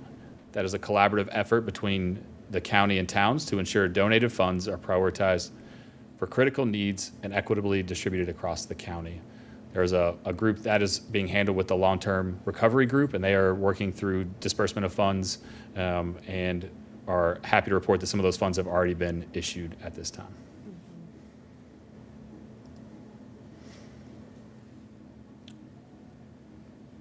Beyond that, I think it's important to look at lessons learned and future preparedness. As I started off, this was unprecedented in our region. We have never seen flooding like this. Actually, I want to go back a few slides as we talk about that. I think I skipped right over this one. So the photo on the left is levels in Morgan Creek, just past the University Lake Dam for Hurricane Florence. And it's hard to read the timeline at the bottom, but that is over a 3-day period. We had a lot of time. It was a slow developing event. It's where we knew that there was going to be problems and we're able to utilize resources effectively. On the right, this is a 3-hour timeline. So you can see just how drastic it raised and how quickly it got to that level. Oop. So now that we have seen what can happen, we have to be more prepared as a community. So we've conducted or working through an after-action review. Some of those are internally with response partners. Some of those are county-wide. There is an agency that is working on our comprehensive emergency operations plan that is working with us to an after-action review. Council input will be taken into account for that after-action so that it can be included in our future planning purposes. That after-action review is going to roll directly into the comprehensive emergency operations plan to guide future preparedness actions. And we're trying to develop strategies for improvement. The reality is that we've talked with the community members, we've seen what we did well, what we did poorly, and what we can improve for next time. And I'm happy to report that we have already developed strategies with our response partners to ensure that if something happens similar to this, that we will be more prepared to respond. In closing, I really want to enhance general community preparedness. So OC Alerts is our reverse 911 system. That is how we can contact members of the community during a disaster. However, OC Alerts is an opt-in system. You have to go to the site in order to register for OC Alerts. It is also important when you use OC Alerts that you enter your address, because some of those alerts go out geographically. We don't necessarily send all alerts out to all people. So if there's a notification that needs to go out for a specific area, having your address there is important. Along with that, there's also alerts on your cell phone. And to anyone listening, if your phone asks you if you would like to turn off wireless emergency notifications or wireless emergency alerts, please do not do that. So that is how we use the cellular antenna locations, and that's how we can put messaging out quickly. A lot of times you see these for Amber Alerts, you see them for things such as that. but there's actually a way to turn those off. And I don't know why you would want to do that. So please, if you're listening or if you see this, make sure that you sign up for OC Alerts and that you enable wireless emergency alerts on your cell phone. We also want you to familiarize yourself with resources at Ready Orange and Carrboro Ready. Both of those are websites that have resources and information to help you be more prepared. And lastly, we like to close with be informed, build a kit, and make a plan. So that is what we try to teach people. That is what we are working with. That is what the messaging that we want to make sure is available to everyone. And if I may, this wasn't in my presentation or in my notes, but I do want to take one more second based on Manager Tony's comments to thank town staff. I know that all of you saw quite a bit of it, but there was a lot more going on behind the scenes, and I couldn't be more proud of our group. Our fire personnel responding through the night, our police chief, our chief of police, emptied his car to move people to a hotel in the middle of the night. The efforts of Chief ATAC and his group were absolutely amazing. I see Public Works Director Bellinger in the back of the room. While his property and his department was being destroyed, he was working to make sure that everything else was okay. He was working to keep roadways open so that our community was safe. So please, if you see them, I know that you already have, but please pass that along from me as well. Just we could not have done it without him. It really took a team effort, and I'm really happy to be a part of the team. So. Thank you, Chief Potter.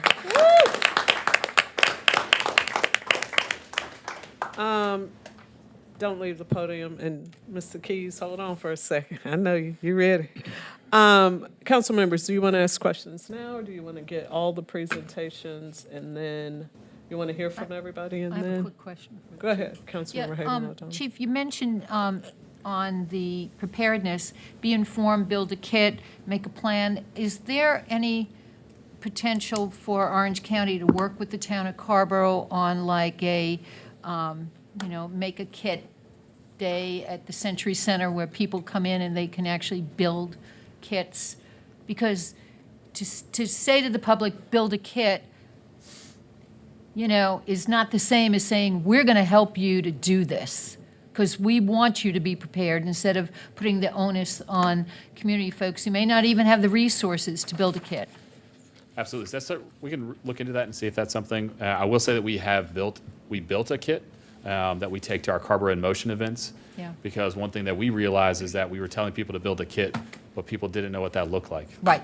So when we talk about water, they would have a case of water for a family of 6. Right. And say, well, I have water. It's like no, we're talking gallons and gallons of water, a gallon of water per person per day.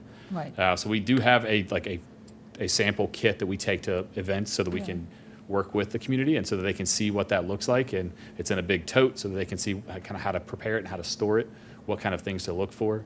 And I think that we've also talked about like a check your kit day.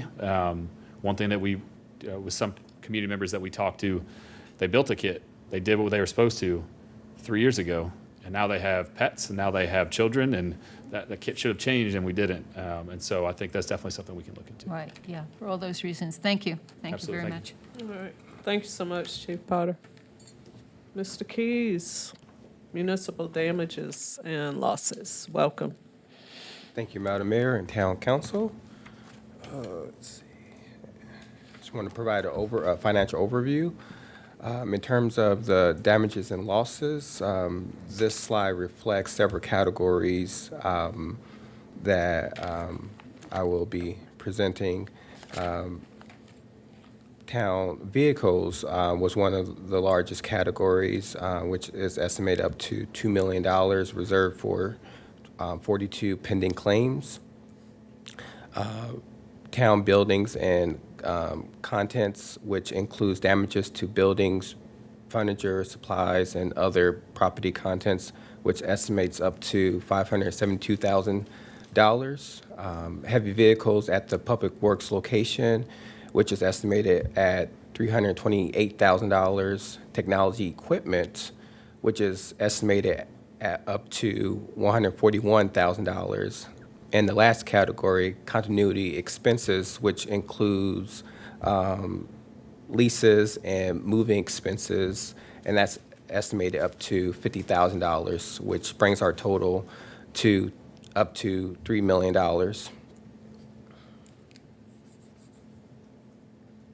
In terms of budget estimates, we anticipate receiving and appropriating up to $3 million in insurance proceeds. A budget amendment will be brought forward in the future. Town Manager Tony reallocated $350,000 in fiscal year '26 Public Works budget for continuity of operations during disaster response. That concludes my overview. Okay. Thanks so Okay. much, Mr. Keys. There'll be probably some questions later. Okay. Yeah, thank you. Welcome, Amy. Hello. Good evening, Madam Mayor, Council, Madam City Manager. Amy Armbruster, I'm the Chief Sustainability Officer, and I am based in the Town Manager's office. I'm going to talk to you this evening about an anticipated plan to replace the lost vehicles from Chantal with electric and hybrid vehicles, and to talk about the charging infrastructure required to support those vehicles. As you have heard, Tropical Storm Chantal caused huge financial losses and has profoundly impacted town operations.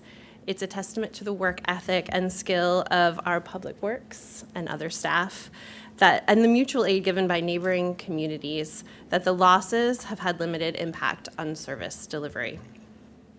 Driven by our values, the comprehensive plan, and the community climate action plan, this storm gives us an opportunity. The opportunity to accelerate the electrification of the town's fleet and to advance our climate goals. Replacing gas and diesel-powered vehicles with EVs addresses the town's largest source of greenhouse gas emissions. The purchase price of electric vehicles is higher than gas models, although we're getting closer to price parity. But over the life of the vehicle, EVs save money, while also demonstrating our climate action values. The Climate Action Team recommends that all light-duty trucks, SUVs, and sedans recommended for replacement post-Chantal be replaced with all-electric or hybrid vehicles. We're also keeping an eye on medium and heavy-duty vehicles. As viable, cost-effective electric models become available and charging capacity is built out, they should be incorporated into the replacement schedule. In the meantime, a pilot program is planned to use telematics to optimize routes for solid waste vehicles and to reduce idling in gas-powered vehicles, further reducing fuel consumption and emissions. As we've heard, 42 vehicles were lost in the flooding at the Public Works campus. Many of those were to be surplused.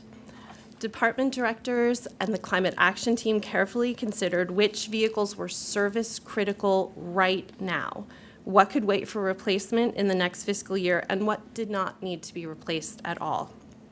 We also considered vehicles that could be downsized into all electric models that are available on the market now. For example, an F-250 pickup Ford F-150 EV Lightning. After this analysis, we anticipate replacing 21 vehicles this fiscal year, half of the vehicles lost in the flood, and 12 of these are recommended to be EVs. This would bring the number of EVs in the fleet up to 16 and replace some of the oldest and most polluting vehicles in the fleet with more fuel-efficient diesel models. As Daryl mentioned, the best estimates we have from the League's insurance suggest that insurance proceeds for the vehicles will be approximately $2 million. We estimate that the cost to replace the vehicles is $2.5 million. Staff is working to present a budget action, as Daryl mentioned, to council, but hard choices may need to be made. Pivoting to heavy equipment, 3 mowers and additional equipment were lost in the flood, including 2 all-electric mowers. They also cost more than gas versions, but are far less polluting and much quieter. This storm gives us the opportunity to replace 3 town mowers with electric. But again, the estimated replacement costs exceed the anticipated insurance proceeds. EV charging is critical to the success of fleet electrification. Unfortunately, we lost 2 charging stations in Chantal, and now we are anticipating adding more EVs to the fleet this year.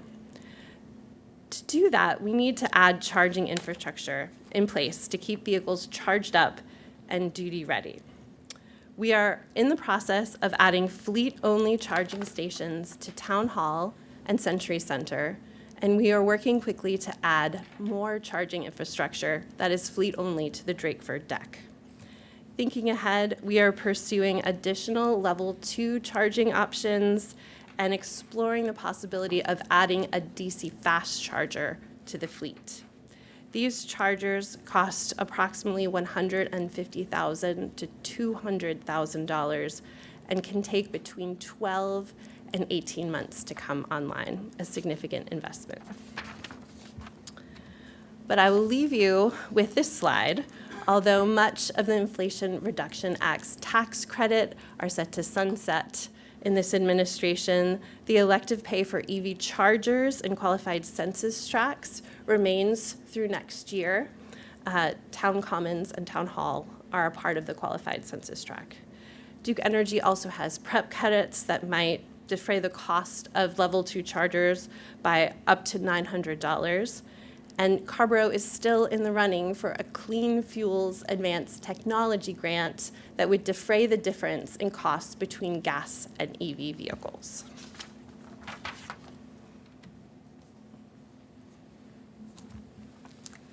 Thank you, Amy. You're welcome. We appreciate it. You can go ahead and take a seat. Council members, so we've heard from Fire Chief Potter, Mr. Keys from Finance, and of course, Amy from Sustainability Office. Questions for any of them? We'll start with Councilmember Palmer, go to Councilmember Frey. For Chief Potter, if you would. So, your recommendations to the public, firstly, thank you. And I'm glad you got your cooler back.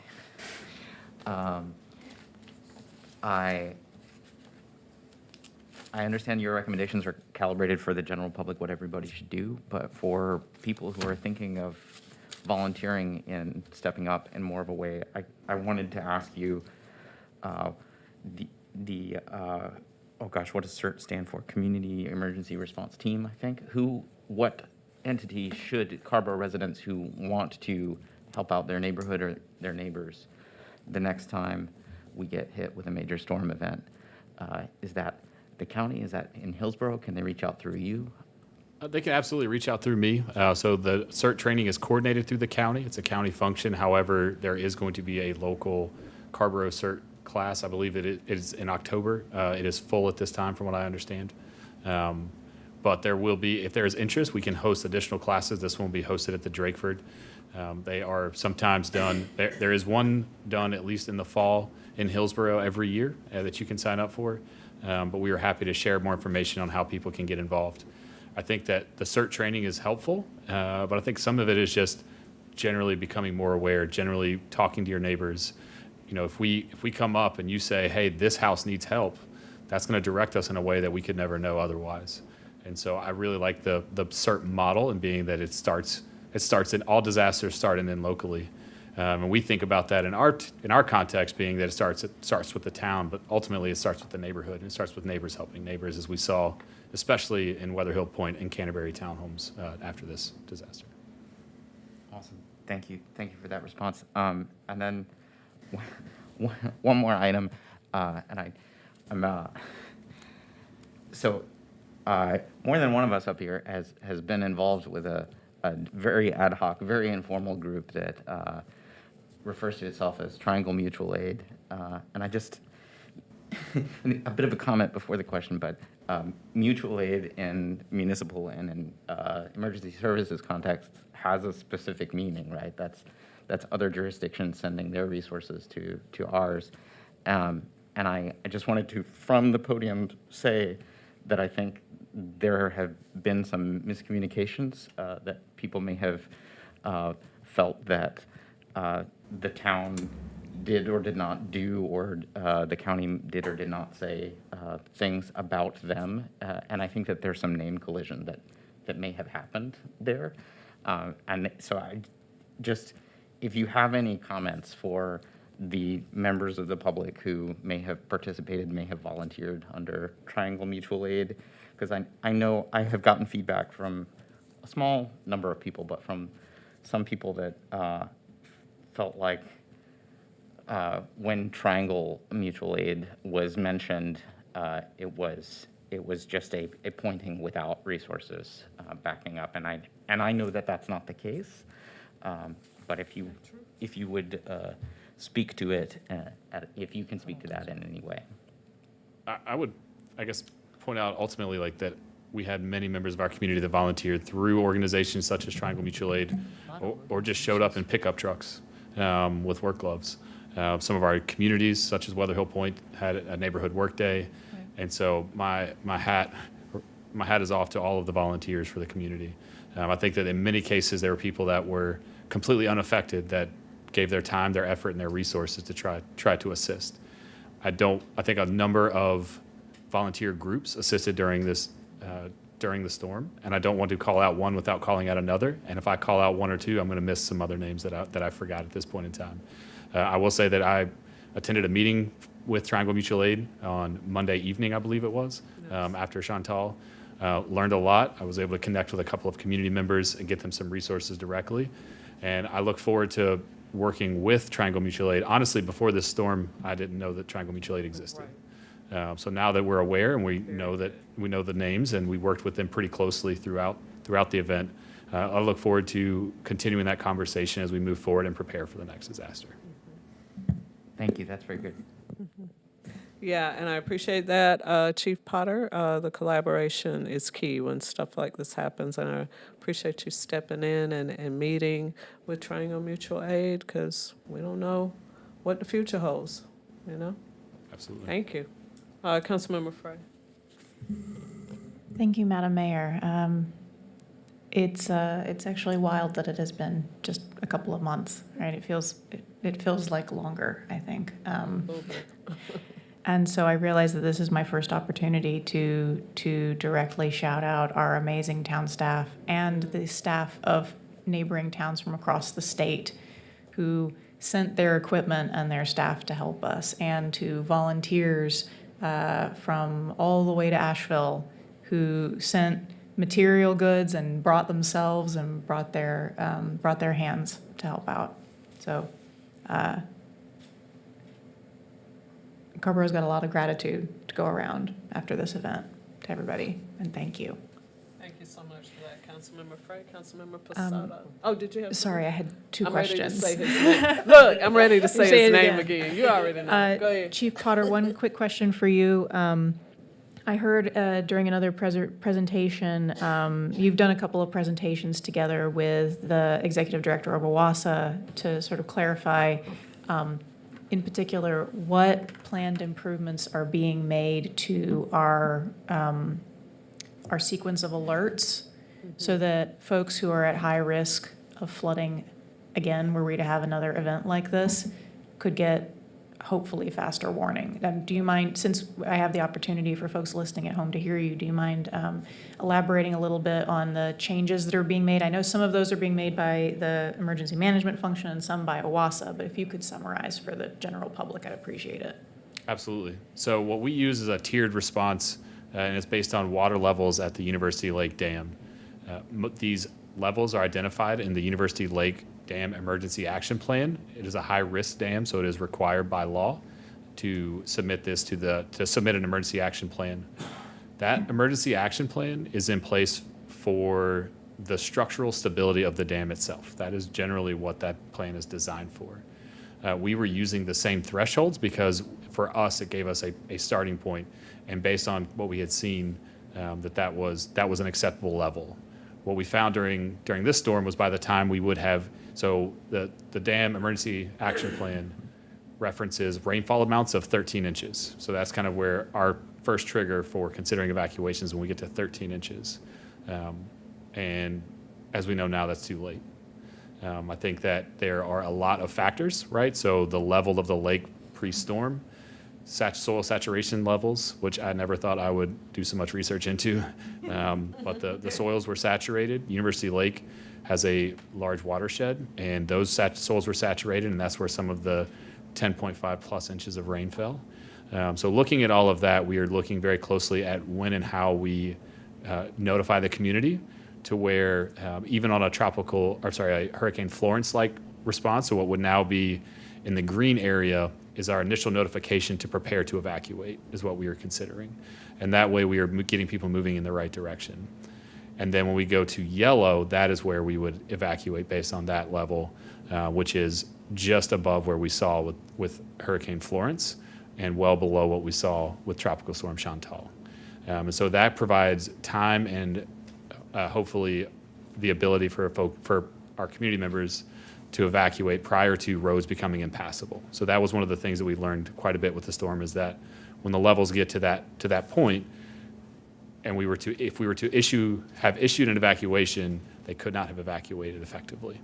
And so that's what we were looking at doing, is by basically dropping that down and issuing those issuing an initial warning and then issuing an evacuate now once we get to that yellow level. Thank you so much, Chief. I appreciate it. My second question is for Amy Armbruster, and it's while you're coming out, I'll just preface. I don't know if you have these numbers, but one of the questions I wanted to ask is, do you have a sense yet of the impact of these replacements on our fleet emissions and how this positions us relative to our climate action plan? Thank you for that question. I do not have those figures. I'm happy to get them for you tomorrow. What I can say broadly is that replacing diesel and gas-powered vehicles with electric or hybrid vehicles will dramatically decrease our municipal greenhouse gas emissions. Thank you so much. And Madam Mayor, that's all from me. Councilmember Posada Arroz.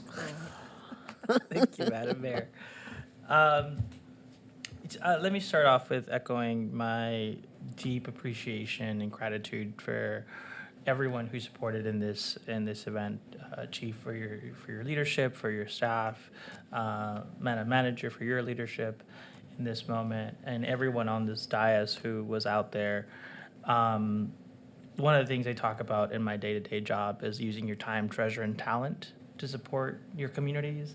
And we definitely saw that. We saw people using their time to help their neighbors, using their talent to support people getting out of risky situations, and definitely their treasure to make sure that our community is recovering. So deep appreciation to all of the team at Carrboro, all of the folks who supported, and all the community who showed up, because that's what we're about.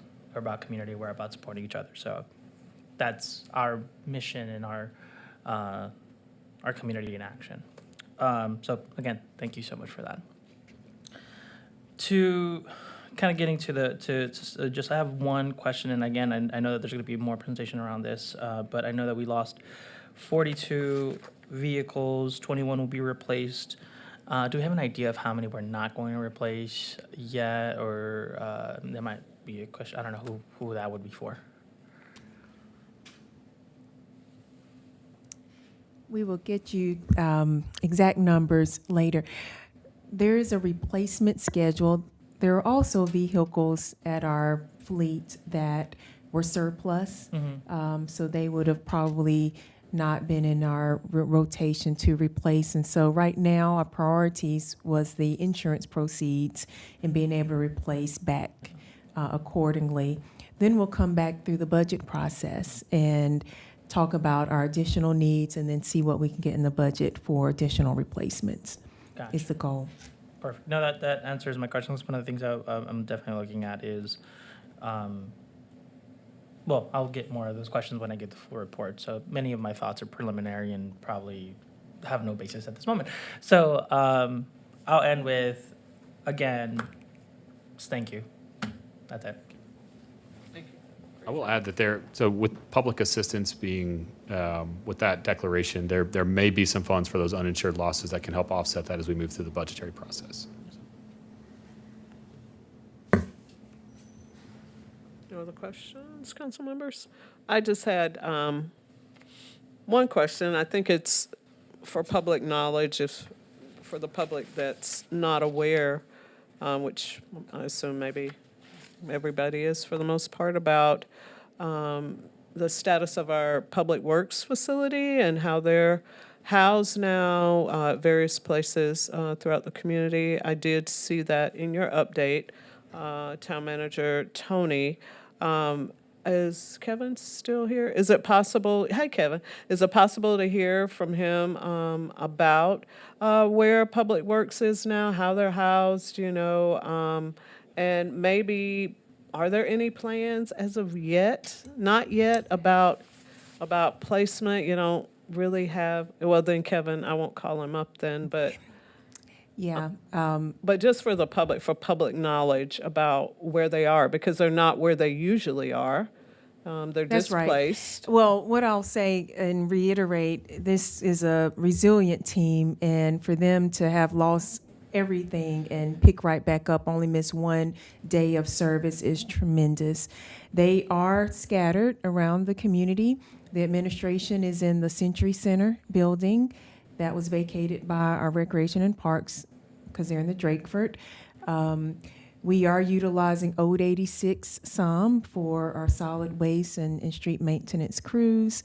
And we have a partnership with the town of Chapel Hill for our maintenance. So they're allowing us, through an agreement, to use one of their bays to do the repairs. So we are making it happen. This team is making it happen. It's not ideal, but they're doing an amazing job. Once again, we need to look at options and their costs associated with it. So rebuilding in another location will require additional resources. The insurance proceeds are still coming in, and they put a value on the existing property. So staff's working hard on looking at various options, all of which we'll have to come back with a proposal as we go through the year. Thank you, Town Manager Tony. That answers my question. So you're still working to figure out some other options for our new Public Works facility home. Council members, any other questions for Chief Potter, Mr. Keys? Amy? Nope. Thank you so much for your time and support. Thank you, and we appreciate the information. Thank you so much again. Town Manager Tony, next item. Okay, next item is the second information item. We'll call back up our Chief Sustainability Officer, Ms. Amy. She's going to give an update on our 2025 Green Neighborhood Grants. Welcome back, Amy. Thank you. Great to be here.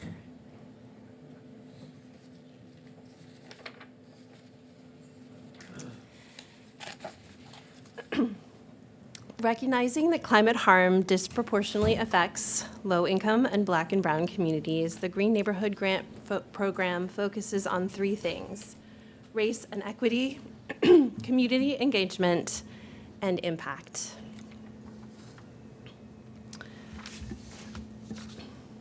The Green Neighborhoods Grant Program was developed in 2023 by Laura Janway, our Environmental Sustainability Coordinator. It benefits low-income households and residents of color by bringing neighbors together to pursue projects which will reduce greenhouse gas emissions and make their neighborhoods more resilient, to the impacts of climate change. Neighborhood teams can receive up to $2,500 to implement sustainable projects. Since 2023, the grant has funded 27 projects, enabling neighborhoods to plant trees, create community gardens, reduce flooding, install energy-efficient lighting, and increase recycling and composting. These initiatives also foster stronger community bonds and create trust relationships with town staff. Both the comprehensive plan and the community climate action plan call for green neighborhoods programs centered on equitable and inclusive community participation and prioritizing underserved neighborhoods. When staff presented the grant program's Race Equity Assessment Lens, or REAL, to the Race Equity Commission, they requested enhanced engagement to underserved communities and suggested more heavily weighting the race equity and environmental justice criteria. As a result, staff adjusted the criteria, seen here, making race equity worth 30 points, more than all other categories.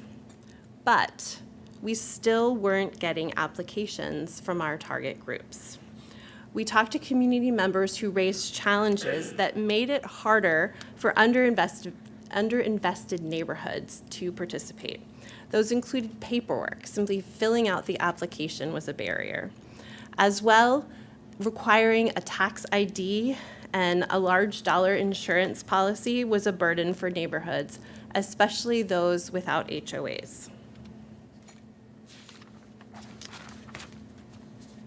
So this year, the Climate Action Team made it a priority to encourage applications from the community the grant is designed to serve, low-income communities of color.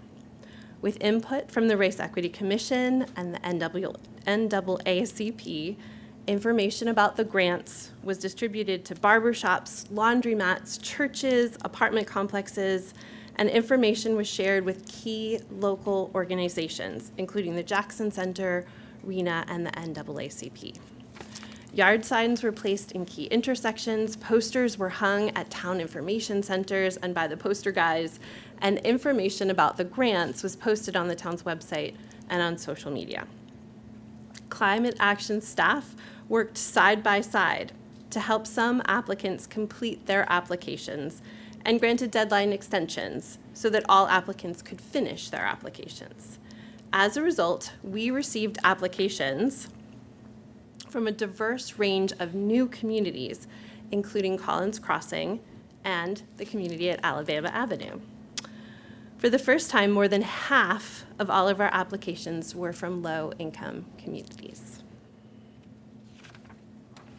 This grant really centers on environmental justice. So I wanted to share this map. This is the CDC's Social Vulnerability Index. For those of you who may not be familiar with the index, this assigns social vulnerability scores to neighborhoods and, census tracts that have disproportionate climate harm and are more vulnerable to environmental hazards.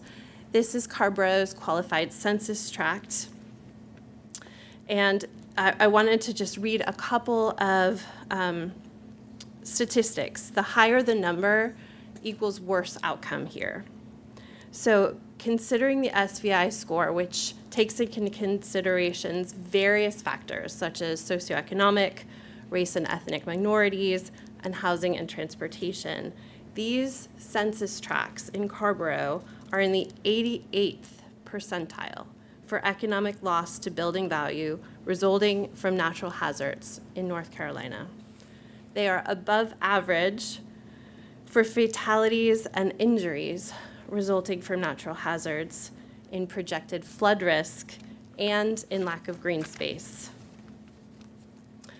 Crucially, they are also 90th in traffic proximity and volume, which we know leads to poor health, and 90th in housing burden, high housing costs. I'm proud to say that 4 of the Green Neighborhood Grant recipients in this fiscal year are in our census tract with the highest social vulnerability, including 2 compost drop-off stations, 1 in the community by Community Works, and 1 in the townhome community of Whispering Hills, and that all of the community garden and tree planting grants were in neighborhoods with urban heat islands or higher than average temperatures in the summer, including the grant for Pee Wee Homes to add drought-resistant landscaping to their tiny home project, the Alabama Avenue grant to build a beautiful community garden, Collins Crossings grant to build a community pollinator paradise, the Wilson Park HOA, which is a lovely community off Thomas Avenue, to plant trees and add a community garden, the neighborhood near Pleasant Street, which is close to Wilson Park, to plant trees, and at McDougal also to plant trees. We heard from the mayor's proclamation that the Green Neighborhoods Grant was one of 3 projects included in our winning All America Cities application. I wanted to talk just a little bit more about the projects that we brought onto the All America Cities stage in Denver. One success story was featured with the Fair Oak Neighborhoods Community Compost Drop-Off Pilot. The results of this project are significant. 180 residents participated, diverting 8,000 pounds of compostables in just 5 months and preventing over 20,000 pounds of greenhouse gas emissions. Inspired by Fair Oak's success, 7 other neighborhoods have implemented similar composting programs, collecting 112 tons of compost annually. Another featured project was the My Muses Dye Garden here in the middle, which brought the community together to grow plants that can be used to make natural dyes. If you haven't been by the garden, it is lovely. And they offer workshops in order to teach people how to use those dye plants. And finally, the last picture here is the community project to restore the Strayhorn home place by planting native pollinator gardens, native carbon sequestering grasslands, and a community vegetable garden. In this fiscal year, I wanted to lift up 2 additional programs. This year's grant to the Alabama Avenue Community Garden has brought together this historically Black neighborhood to create a delightful garden full of healthy vegetables, herbs, and pollinator plants. The grant helped paid for raised beds so that all neighbors could be included in garden days, a greenhouse and a rain barrel, and irrigation system. Mr. David Branch, who spearheaded this effort, wanted to be here tonight to talk about the garden. He is so proud of this work and wanted me to let you know that it has really brought this community together. You can see him and Miss Amanda Worth and her beautiful family in this picture. Another project, which is even more relevant today than when it was granted a Green Neighborhoods grant in fiscal year 24, is the second photo. It is a grant to the Forest Drive community near Bowling Creek to build a beautiful rain garden. The garden went in right before Chantal and has made a tremendous difference in the neighborhood, reducing flooding that was causing mold to grow in several of the townhomes and reducing erosion to improve water quality. Corinne Powell tells me that the rain garden held up really well in Chantal. Another great feature of this project is that it was installed by Urban Sustainability Solutions, an incredible model that trains and pays high school students to build rain gardens and other stormwater practices and remove invasives.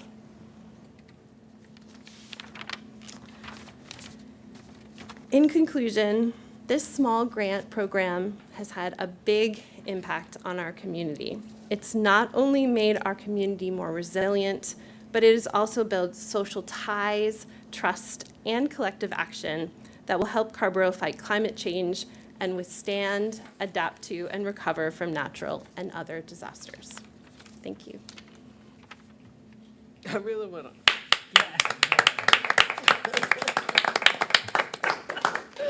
Very good, Amy. Oh my, what a report. You're doing all this amazing work. So proud of you. Thank you. Thank you, Mayor. That was really great. Yeah. I'm really impressed by the climate action pocket questions. Do you want to talk a little bit about those or not? You don't have to. But I just wanted to, we've read, we're reading through them. I assume the council members, the colleagues are as well. And Thank you. Yeah. It's a nice addition there. And my second question was about the reel. and some of the recommendations. So we actively trying to incorporate all of the recommendations, or any of them priority over another, or I particularly like the first one. That talks about a fair and equitable evaluation for selecting applicants to award funding. So you're thinking about creating a committee of community members with the charge of reviewing applications and the selection process? I know it's just a recommendation, so I see you looking at Town Manager Tony, but maybe she wants you to talk about it, maybe not. Better do what she say. Well, I just want to point out, this work so aligns with our two pillars. Amy and Anita work so great together. Anita in here? There she is in the back. Raise your hand, Anita. Just kidding. Hi, Anita. And so even some of the maps, unfortunately, the QCTs and some of the maps Amy showed, some heat zones, aren't currently being updated even federally, right? This is data that's kind of stalled at this point. Then we're also considering some of the bills that may become active. And so when we talk about the reels and the pocket questions, that is just a part of who we've been. But going forward, we're going to have to relook at some of those questions. Kind of do a Yes, recalibration. right. I understand. Yep. How grantees are selected per policy. And in action, I think Amy and her team have done a great job ensuring that everybody's aware of the opportunity for these green grants, and you see the results of it. And so just kudos to her and Anita for just keeping an eye on equality. Yeah, absolutely. And you brought up something that I absolutely don't want to think about, but that is still floating around out there. And I'll just leave it at that. Thank you, Amy. Council members, are there any questions? Councilmember Posada Orozco, and then Councilmember Haven O'Donnell. I think you add more of an R than I do. Thank you, Madam Mayor. First, congratulations. Amazing work. And it was interesting because I was talking to some folks about what we're doing in community, and this is a premier example of us, living up to, again, showing the world living up to our own mission. Talk to me a little bit about some of the work that's been doing around language equity with the plan. I know that we have a plan that's been instituted, and I know that that's from what I've pressed was one of the barriers with folks, and I appreciate not only y'all taking supporting folks through that process, but also extending the deadline, because I also know that, that's another thing that having done before working with folks on even scholarships, it's like the idea of an application, even if it could be a one-page application, can be so daunting.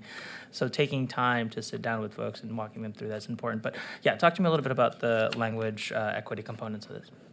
Yeah, we wanted to make sure that everyone in our community had a chance to apply. And so, of course, we applied the Language Equity Plan to the marketing of this. One example, we had posters all over the community that were placed there by poster guys. Half of them were in English, half of them were in Spanish. We offered translation services. We offered to sit down with people who were having any kind of difficulty, language or otherwise, filling out the application and supporting them so that they could have that application submitted. Awesome. Did you get a lot of folks asking for some of those services, or not so much? No, we did not. No, that's good. That's good to know. I wonder because I know when it takes some time for community kind of trust and start building some of those. So I think as we're doing this work and as y'all are continuing this amazing work, I think continuing to let folks know that those services are there and start seeing that consistency over the as this program continues. Well, I imagine we're going to have more of those folks coming in and feeling that confidence and coming to y'all with that help. So again, thank you so much for the work on this. You're welcome. Councilmember Haven O'Donnell. Yeah. It takes a team. the Climate Action Task Force and Laura had they had a dream, and then it became a vision, and it's, it's taken a long time to really get it out there and happening. So kudos to you and your team for really giving it fresh legs. As being part of the Fair Oaks composting, and I know Clara's here. Clara's another one of the folks that, one of the most important things that happened, and I love that slide that shows the engagement of low-wealth neighborhoods and community, in the community, doubling, because you just take the composting program and how the folks who are on the team worked very hard in this next iteration of Green Neighborhood Grants to be ambassadors. So I would say, given some of the challenges we may have going forward, that the folks who are now part of the cohort who have established programs, that each one teach one, and we expand a ambassador program, to spread it out further in the community, because I realize that, the nomenclature that we have had may need to be adjusted. But an ambassador program, here's, one neighborhood showing another neighborhood what they can do, and it's extraordinary, and I'm just very excited to see what next steps will bring. So thank you and the team. Very good. Thank you, Councilmember Haven O'Donnell. Any other questions or comments for Amy before she takes her seat? All right, thank you. We have received your wonderful report. Thank you so much. Very good. Town Manager Tony, last item. Last item is board appointments. Town clerk. Good evening, council. We have a couple different board appointments. First, starting with the Tourism Development Authority. I think I sent you guys all of the information for these appointments. The second one is the Climate and Environmental Advisory Commission, and that's kind of some switching of some seats and some appointments all together. And I think if we need Amy's help with that, she can provide some guidance if we need to, but other than that, I will turn it over to the mayor and let her do her thing.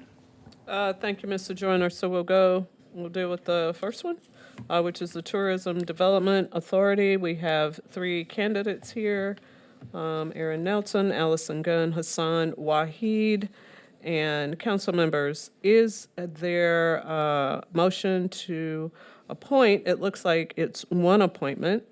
Motion to appoint or discussion about 3. Okay, so is there a motion?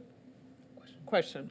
Councilmember Posada Roscoe. Thank you, Madam Mayor. I wanted to just a quick question for the attorney. I know what you're going to ask. Yeah. So as folks may know, I sit on the board of directors for the Chamber for Greater Chapel Hill and Carrboro. So for my own sake and for the public's sake, is there a conflict of interest in me participating in this? No. Perfect. Thank you so much. Want to make sure that's clear from the very get-go. Madam Mayor, thank you so much. I have a question. Councilmember Haven O'Donnell. Okay, so this appointment is, we're appointing someone from Carrboro to the TDA.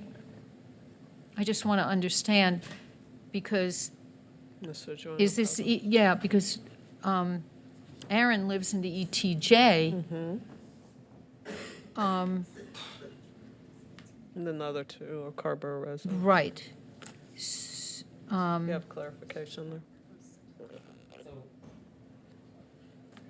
That's a great question.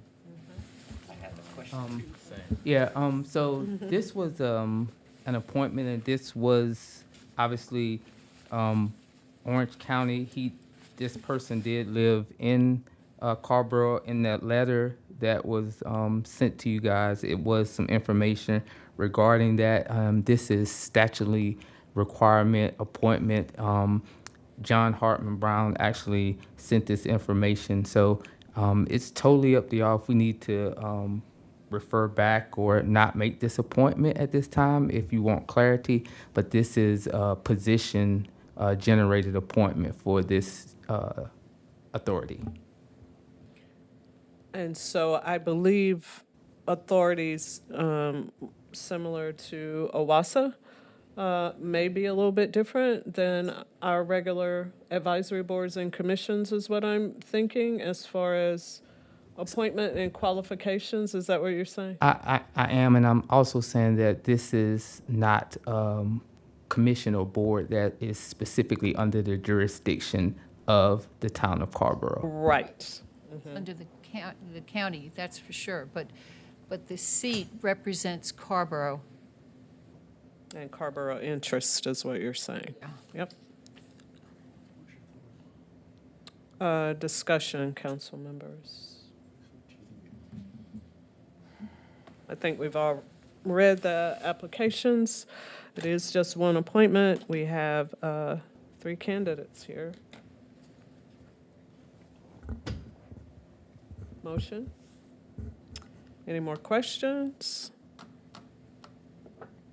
And just for clarity, the other 2 individuals had Allison Gunn and Hassan Wahid had applied to multiple boards. Yeah, They they just had. listed the Tourism Development Authority as one of the boards they were interested in. So Right. you probably have, I don't know if you remember, but you probably have seen their I did names on see a that. couple other boards. So I just wanted to kind of make that clarity. And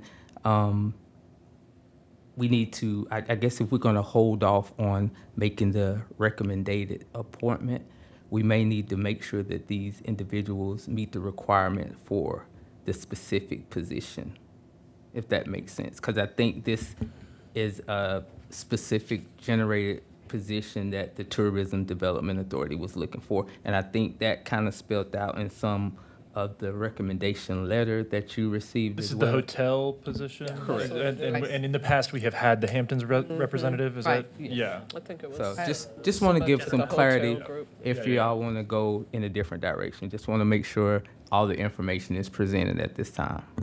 Great. Thank you, Mr. Joyner. Yeah, that's right, we had Hampton. Right. And they have asked Aaron to step in. And absolutely have, Yeah. yes. Further discussion, or can I get a motion on a name? So I move we move ahead with the recommended appointments and the 1 reappointment to the Tourism Development Authority, specifying Aaron Nelson to the TDA, and then Jeff Gannon and Sharm Wheaton to the Climate and Environmental Advisory Commission. A second. Okay, that takes care of both of them. Thank you, Mayor Pro Tem Now. It's been moved and properly seconded on said names: Aaron Nelson for the Tourism Development Authority, Jeff Gannon, Charm Wheaton for Climate and Environmental Advisory Board. Council members, are you ready for the question? All in favor, please say aye. Aye. Any opposed? Motion carries 7-0. That is the end of our regular agenda. We do have a closed session, attorney-client privilege.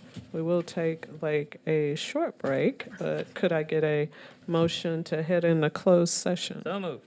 All right. Seconded. All right, it's been moved and properly seconded. All in favor, please say aye. Aye. Any opposed? Motion carries 7-0. We'll, hold on. Will you just announce to the public and the people that are watching if we're going to come back in open session for any action? It's going to be, I just want to make sure that we are aware, that the public is aware that if there will be or not be any action taken after this closed session. Yeah, thank you, Mr. Joyner. There won't be any votes or anything of that nature in this closed session. Thank you for that. Thank you. Take a break, guys, if you need to go to the bathroom or just get up.